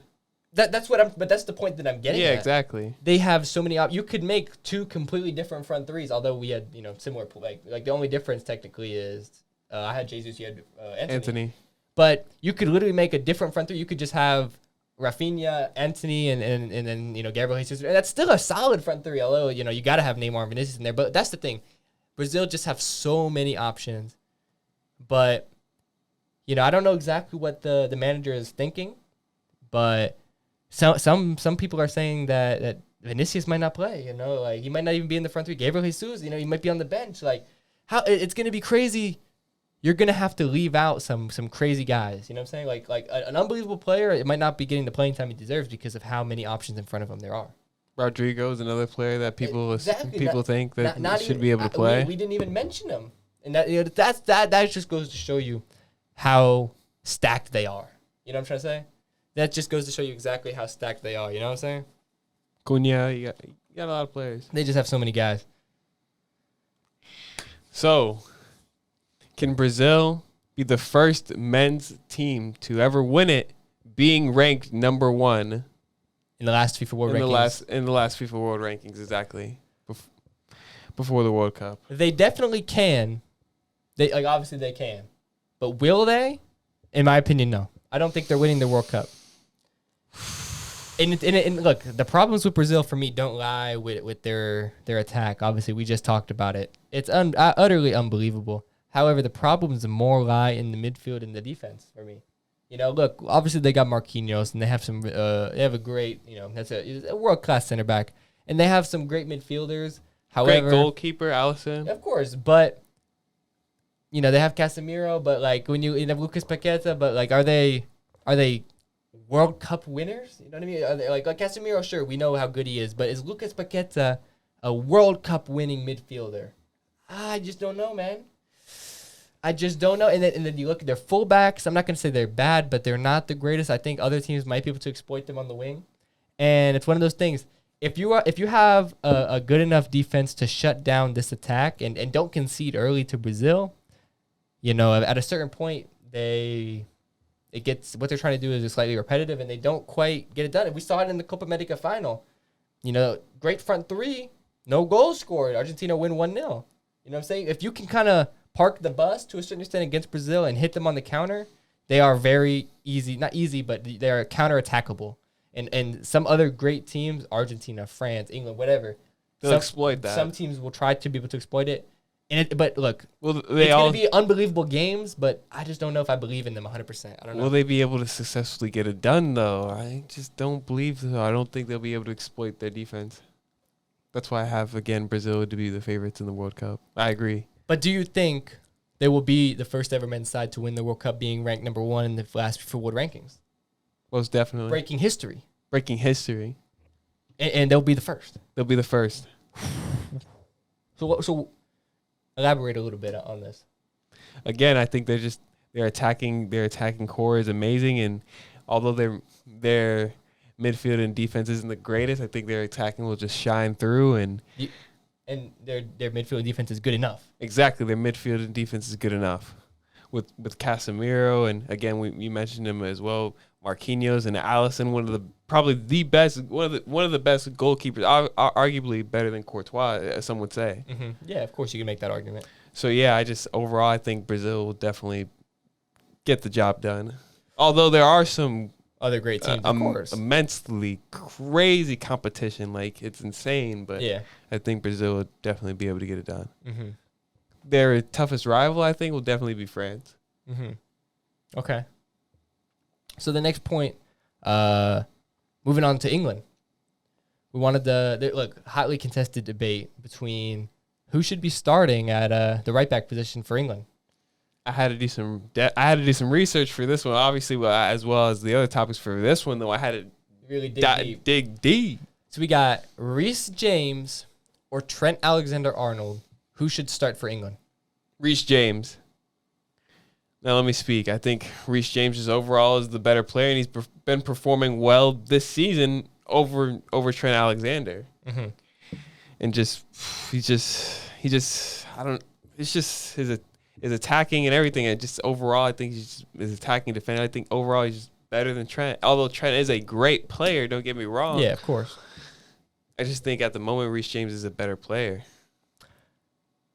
So if I'm the England manager, and obviously you got two great options here, Reece James, Trent Alexander-Arnold. However, if I'm the England manager, I'm leaning to take Reece James. I agree.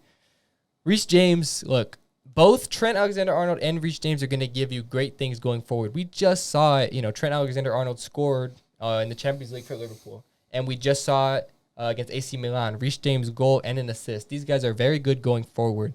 However, the thing that sets apart Reece James from Trent Alexander-Arnold currently for me is literally the fact that Reece James is a better defender.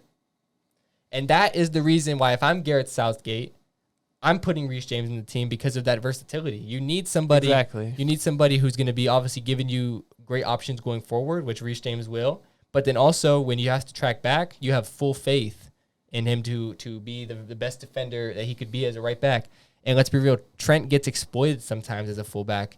And, those mistakes are cool sometimes within a 38-game season in the Premier League. They get overlooked because Liverpool are a great team. It's easy to make a mistake against Brighton. You can't make those mistakes for England in the World Cup. Exactly. You can see the goal in the World Cup. It literally could cost you the tournament. And you can't make those types of mistakes. And I have more faith in Reece James to not make those mistakes. Facts. So that's why if I'm Gareth Southgate, I'm leaning Reece James. And of course, I do love Reece James. He's a really, really good player, and I think he's only getting better. And it's so crazy, that these two guys are very, very young. But, Reece James is better right now, and I think Reece James will continue to be better in the future.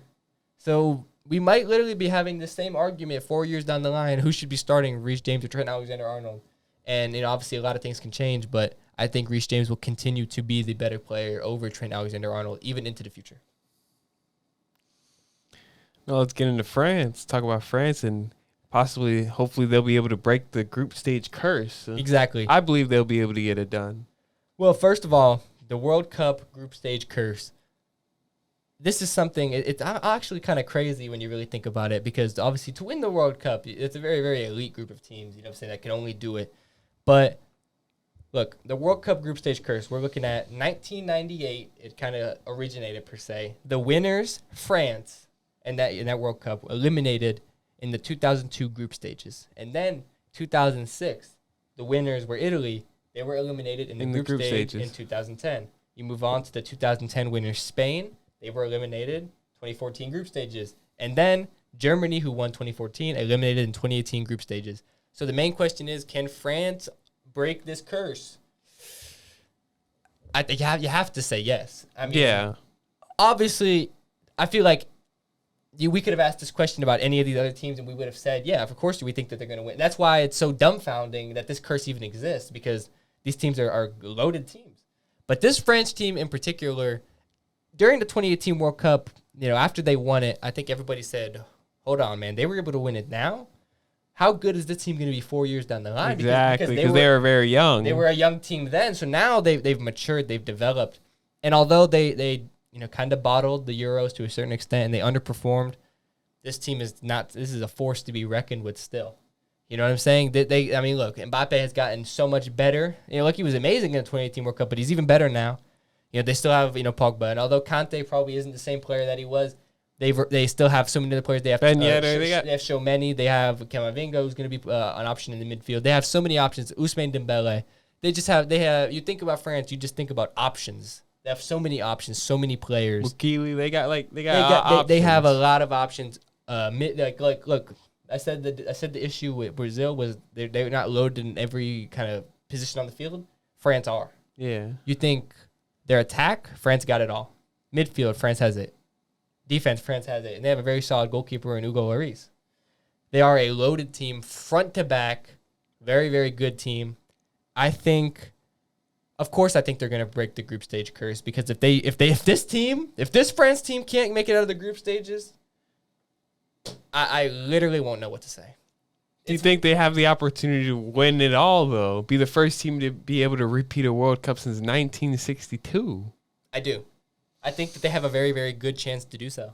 I think they have a good chance as well. That's why I said they'll be Brazil's toughest opponent. I really think, and everybody said this after 2018, like I said, how good is this team going to be in 4 years? Well, they're still very, very good.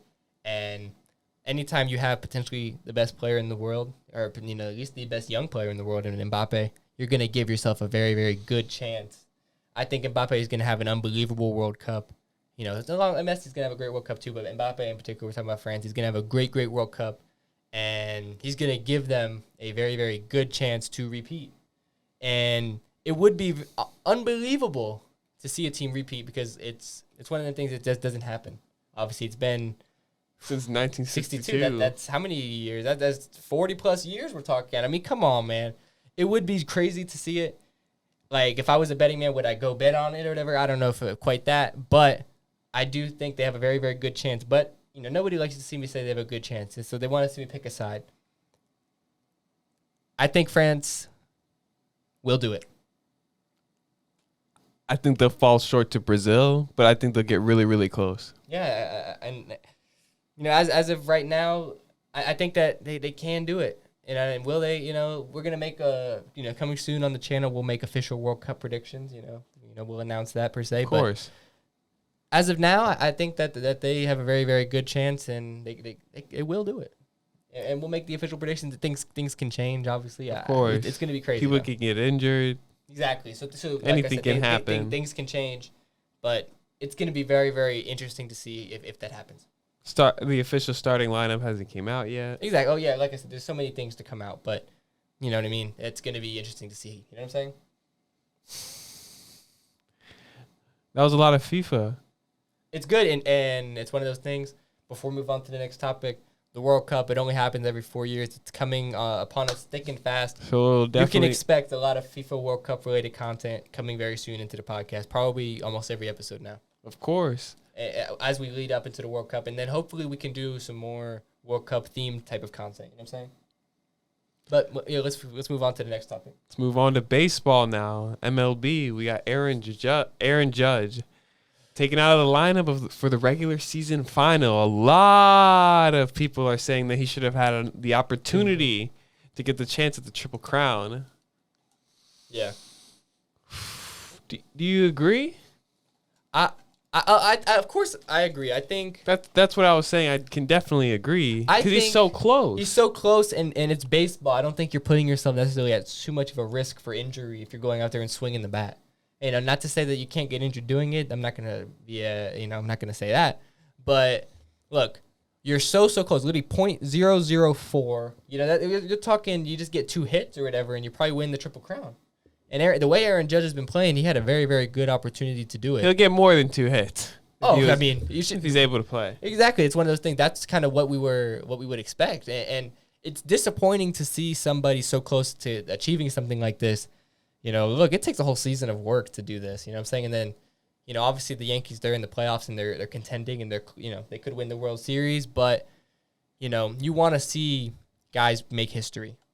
And, we saw him break the home run record, which we'll get into in a second. But, he really had a chance to have all of this happen in the same season, breaking the home run record with 62 home runs and getting the Triple Crown. I mean, we're talking that'd be an all-time great baseball season. Phenomenal. We're talking that's something Legendary. Never even done. I mean, we're talking like literally, utterly unbelievable. You know what I'm saying? So to see him not even get an opportunity, look, if they play him and he just doesn't get it done, hey, you hold your hands up and you say, hey, it is what it is. But he didn't even get the chance. And that's what sucks, because now it's like we're going to have to debate, what if scenarios. Like, what if he did play? Would he have done it? Well, but we'll never know 100% sure. And we could have known, man. It would have been so easy, man. Just put him in the lineup. It's disappointing. Very, very disappointing, in my opinion. I can definitely agree. It's very, very disappointing. He should have had the opportunity to play. However, you said he was breaking records earlier, including the home run record. The AL home run record that we're talking, literally Mickey, like we're talking Mickey Mantle.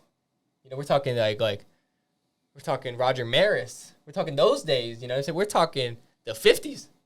I mean, that's something that has not been done for so long, and to do it in the modern game is unbelievable. You have to tip your hat to Aaron Judge. Especially when they were doing a whole bunch of drugs back. People saying that they were doing steroids exactly. and drug enhancement. And that's the debate right now.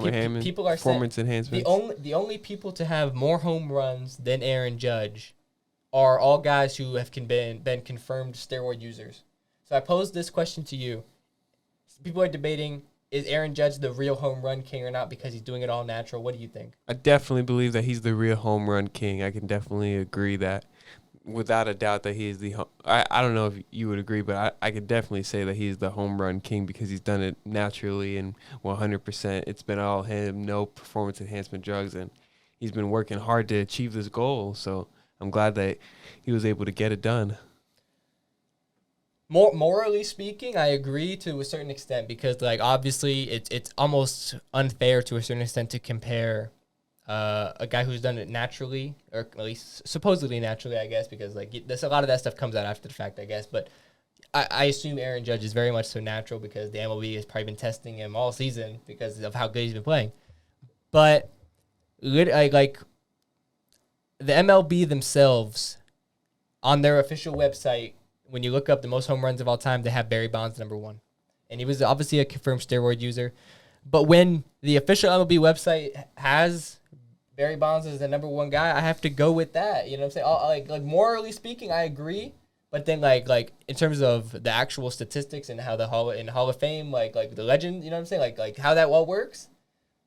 72 home runs is the real record, because that's that's the most that has ever been done in a baseball season, regardless of anything. You know what I'm saying? If he hit 73 naturally, then obviously there's no debate. And maybe it's impossible to do. I don't know. But morally speaking, I agree, he's the home run king. But then, technically speaking, in terms of how it all is, I think Barry Bonds is still the king. Again, I'm just gonna have to disagree with you on that, just because of what we said, just because of the performance enhancements that they took back in the day. I think that gave them an unfair advantage completely, and I don't think that they would have been able to do the stuff that they did. Of course, I can agree with that, but you can't erase history. Fact. And regardless of if he had performance enhancing drugs or not, he still did it. So it's very true. I don't know. Obviously, it aided him and it helped him, but he still was able to hit 72 home runs in the same amount of games that Aaron Judge was. The only differing factor was the fact one took PEDs, one didn't. And competition has gotten a lot better. Throughout all sports, competition has just gotten a lot better. Yeah. But at the end of the day, you go on MLB.com, you type in who has the most home runs in history, you still see Barry Bonds' name, and I got to go with that. That's just kind of, you know what I mean? I kind of have to roll with that. Barry Bonds, you can't rewrite the record books. You can't rewrite history. He did it.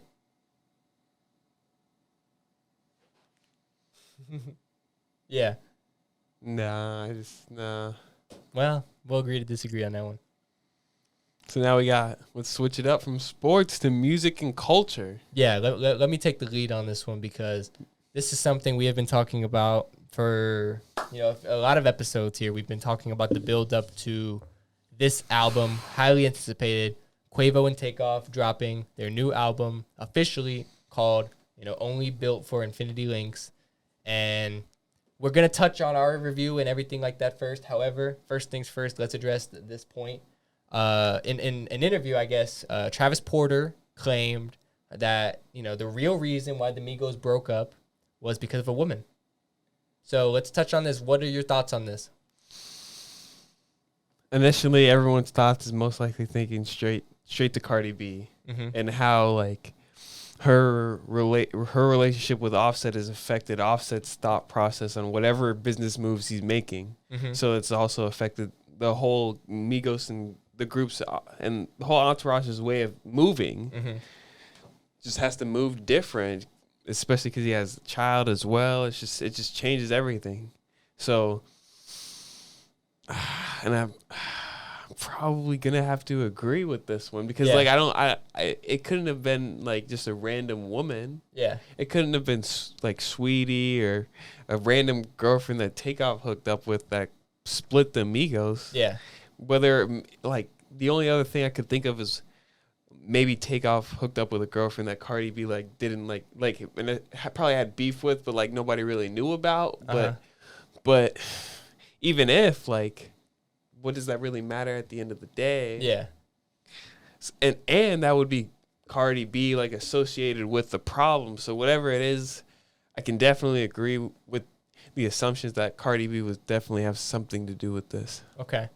So now that we've gotten the Migos breaking up discussion out of the way, Travis Porter, let's get into the meat and potatoes of what we wanted to hit on this. The album itself, you know, we listened to the album. I want to pass this one to you first. What is your thoughts and review on this album? Quavo has not worked as hard on an album, I would say, since Culture, the original Culture. Quavo put his heart and soul into this album, not only with the lyrics, the melodies, and the producing. You can tell that he was with the producers saying, hey, man, this is looking right. This is looking good. This is looking, hey, I want to change this up. He was there giving his opinion, and that's what we've wanted, man. We wanted Quavo to actually be there, and he was there, man. Takeoff, man. People thought that Takeoff wasn't gonna perform as well without Offset. Some people speculated that Takeoff was, hey man, without Offset in the group, man, Takeoff might not be able to perform as well because that was the older OG giving the youngest advice. Takeoff said, nah, man, we built for infinity links. Yeah, and that's exactly what they did, man. They went crazy, man. If I had to rate this album, I'm giving it a 9.5. Woo! A solid 9.5. I gotta give it if we don't do halves, I gotta give it a 9. Yeah, because remember we said we don't do halves. Yeah. So I gotta give it a 9. High 9, a good 9, a solid 9. A solid 9. Real solid 9. And the only reason why I say a 9 and not a 10 is because I feel like just something is missing. Like just a little something. Is that Offset? Whether it's Offset or another feature that they could have added to two separate songs, like you know what I'm saying, like a Travis feature that they could have added to two songs. Travis feature, you know what I'm saying? Something was missing. A little something. I don't know what exactly it was per se, but I know a little something was missing. Yeah. But I'm glad we got the old Quavo back. Yeah. Your go. What would you rate it? Well,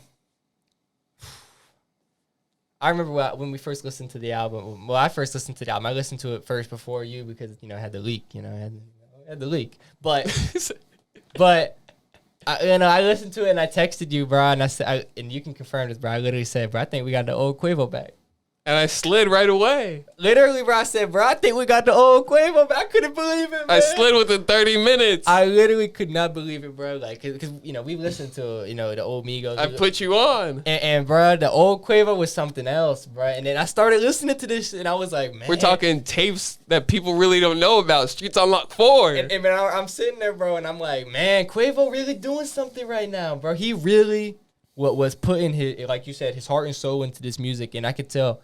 I feel like he got that motivation back. Exactly. Some people said that after the Migos really got to that superstar status, that Quavo, man, he just didn't really have the motivation for music anymore. I can definitely agree with that to some extent. And I really think that whether you like it or not, this whole beef with Offset sparked a new motivation for Quavo to really be like, oh, bro, I got to lock in and really put out a classic. You know, and look, we're gonna get into that, but he that's in his head. He said, "Man, I gotta put out something that's really, really, really good." You know what I mean? Better than Quavo Huncho, better than better than Culture 3, better than anything I've been on recently. I really got to put my heart and soul into it. And I think, you know, everyone kind of expected Takeoff to do his thing, but the real question mark on this was Quavo. What were we going to get? Were we going to get the new Quavo who kind of was washed maybe? Or were we going to get the old Quavo? And we like I said, we know our answer. We got the old Quavo. So that's my biggest takeaway. However, you know, the production on this track, or the production on this, you know, unbelievable as well. You know, it's not just about Quavo, and it's not just about his performance. The production on it. Could give a shout out to Buddha Beats. Really, really good. You know, Ezzy as well. Ezzy, oh man, and bruh, he was. And obviously DJ Darrell. DJ Darrell. But like the production on this was A1 for me. It really sounded, you know, really, really good. But then, you know, I would say every feature did their thing. Facts. They needed to do. Even Summer Walker. Even Summer Walker. Everyone who was featured on this album who got the opportunity did their thing. And that's exactly all you can ask for. You know, honestly, for me, personally, this album was really, really, really good. You know? If I had to give something where I think it could have used a little bit of improvement, I think maybe one or two more features, like you said. Was it? I don't know exactly who, you know, but I would say maybe a Travis Scott feature, maybe a Uzi. I don't know exactly. Lil Baby. Somebody would have been nice, you know what I mean? But with that being said, I don't think it was necessarily bad without it or anything like that. And if I'm going to give it a rating out of 10, you know, we don't do halves. I have to agree with you. Like I said, I gave you my kind of flaw with it per se. I have to agree with you. I give it a high 9. I mean, if I could do halves, it would be 9.5, like you said. Almost a 10. I'm talking maybe 9.8 type thing. Like it's really close, bro. Like I think it's close. I think it was really, really good. And I had high expectations for this. And I think it beat it. I think it beat my expectations, which I think anytime an album beats your expectations, you're coming away happy. And I'm very, very happy with this album. And I'm excited to see favorite song. Like Chocolate had to have been for me. For me, that was, you know, there were so many good songs on this, but that song in particular, man, there's just something about it, bro. The song with YoungBoy, bro. The song with NBA YoungBoy, man, that was the one for me. I'm literally over here like moonwalking across the crib listening to Chocolate, bro. It's just like one of them ones, bro. But obviously, not only because it has Young Thug and Gunna. That's the thing. It wasn't even because of Young Thug and Gunna, and obviously I love those two artists as well. But Quavo on that song was different, bro. Like he really was different. And he kind of, I'm not going to say he carried the song because everyone else did their thing, but like if I had to say who did the best on the song, it was Quavo. Damn. You know what I'm saying? And that's that with that song, but it was definitely my favorite. But another song, Look at Me, that was a song like I said when we first listened to it, you know, I was like, dang, that's one of them ones. And then I re-listened to it and I was like, yeah, that's definitely one of them ones. You know what I'm saying? But for me, my overall best favorite track, Chocolate. But for you, what was yours? For some reason, I can't remember the specific name of the track, but Wasn't it To the Bone? Yeah, To the Bone. That's it. I knew it was the one with YoungBoy, but it's To the Bone for sure. Exactly. Yeah. I remember you said To the Bone. Bad To the Bone. Hey. It was, and that song's fire. That's definitely in my top 5 songs on the album for sure. It was unbelievable. The next, but look, we both gave it a 9, and we both said we would have given it a 9.5, closer to a 10. The question is, and this. Was this album, or will this album be a classic?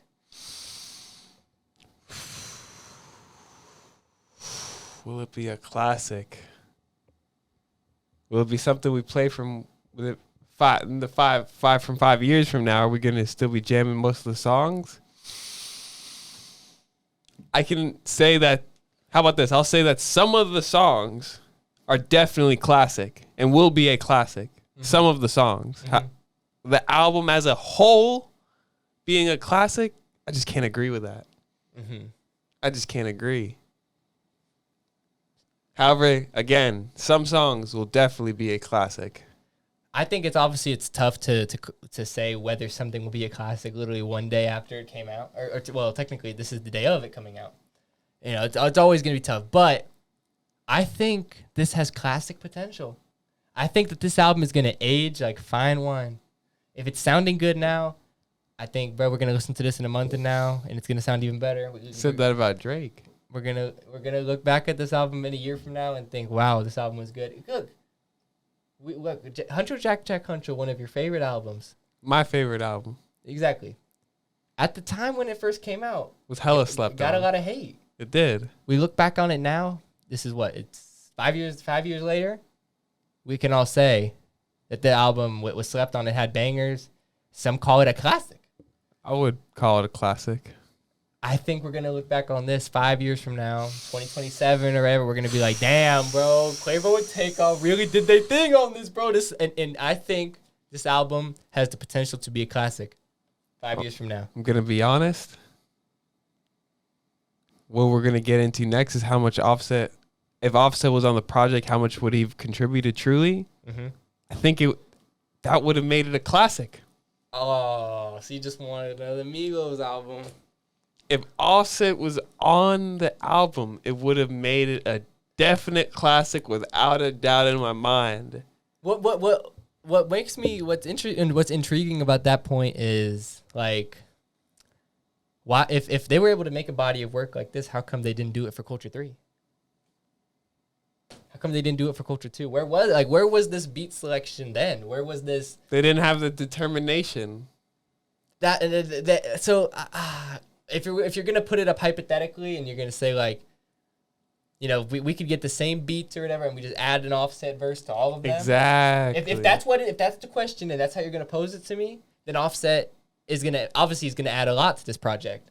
And it would be a classic. However, you know, it's tough when you really think about situations like that because like the thing like songs might have not been made the same if Offset was involved. That's very true. So if you're gonna pose the question like literally we get the same songs as they are and you just add an Offset verse, okay, he's definitely adding a lot. And because I love Offset, but I don't know if we would get this album and these songs the same way we got them if Offset was on it.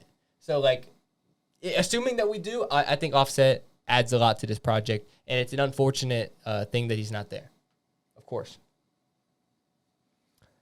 So the final point on this album, obviously we both think it's really, really good. What do we think it's going to do on Billboard?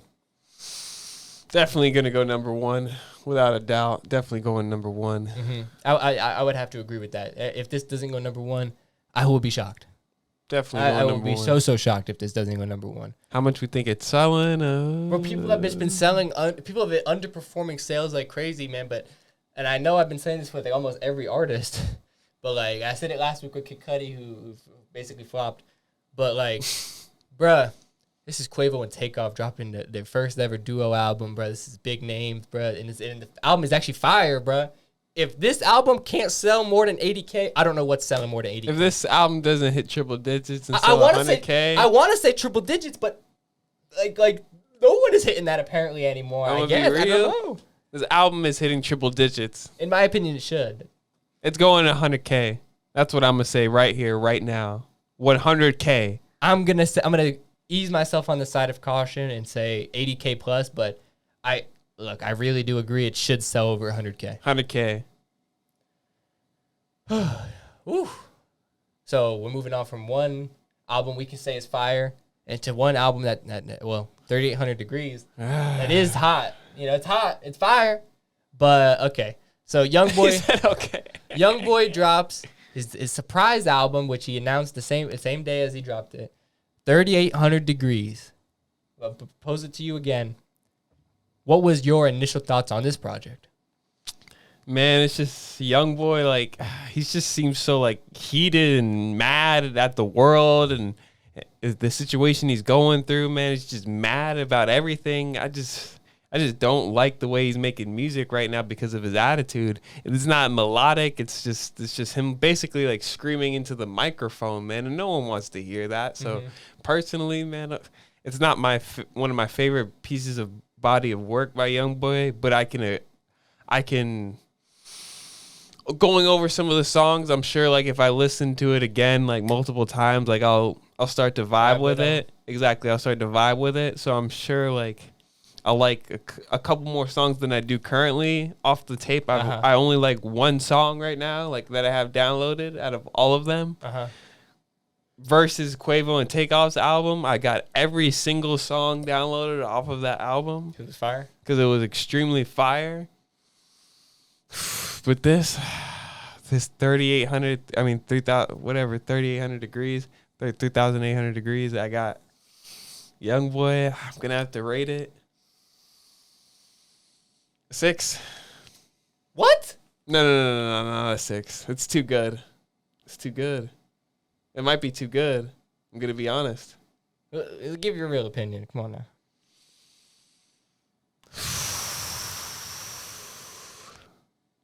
4. Definite 4. There we go. 4. I think Big 30's album was honestly better. Okay. We talked about Big 30 last week. Ready for my review? Switch it over? Switch it over, yeah. You know, you listened to this album first before I got the chance to. So, you know, you called me on the phone and you said, look, I'm listening to this Youngboy album. And, you know, I'm just not really liking it. He's yelling into the mic. And you put this kind of message into my head that what it was going to be like. So I started listening to it. And I'm expecting yelling and he's going to be mad. And I didn't really, it's not that I didn't get that vibe at all. But I didn't get the same necessarily vibes as you. I think I've heard more albums. I'm interested to see what the fans think. What a lot of the people that watch this think. I'm really interested to see. But I would say I would say like I didn't hear as much rage as maybe you did. You know, I don't know. I really didn't get that vibe from it necessarily. But I would say, was it Youngboy's best album or best body of work? No. But after looking at it, I was sitting there and I was saying, I'm not quite getting the same vibe as Blue. I'm thinking, you know, it's not necessarily melodic, but it's not hard yell Youngboy either. And if I had to look back on it, my favorite song, I want to get the name right. I added it. Here we go. Amped Up with the surprise feature. Nobody expected it. I never heard of him, and you never heard of him, bruh.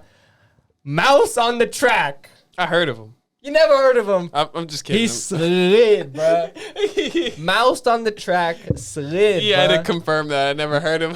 Nobody has, bruh. Mouse on the Track slid on this song, bruh. I never expected it. Literally was a fire verse. He gave Youngboy his hardest verse he's ever going to record probably in his life.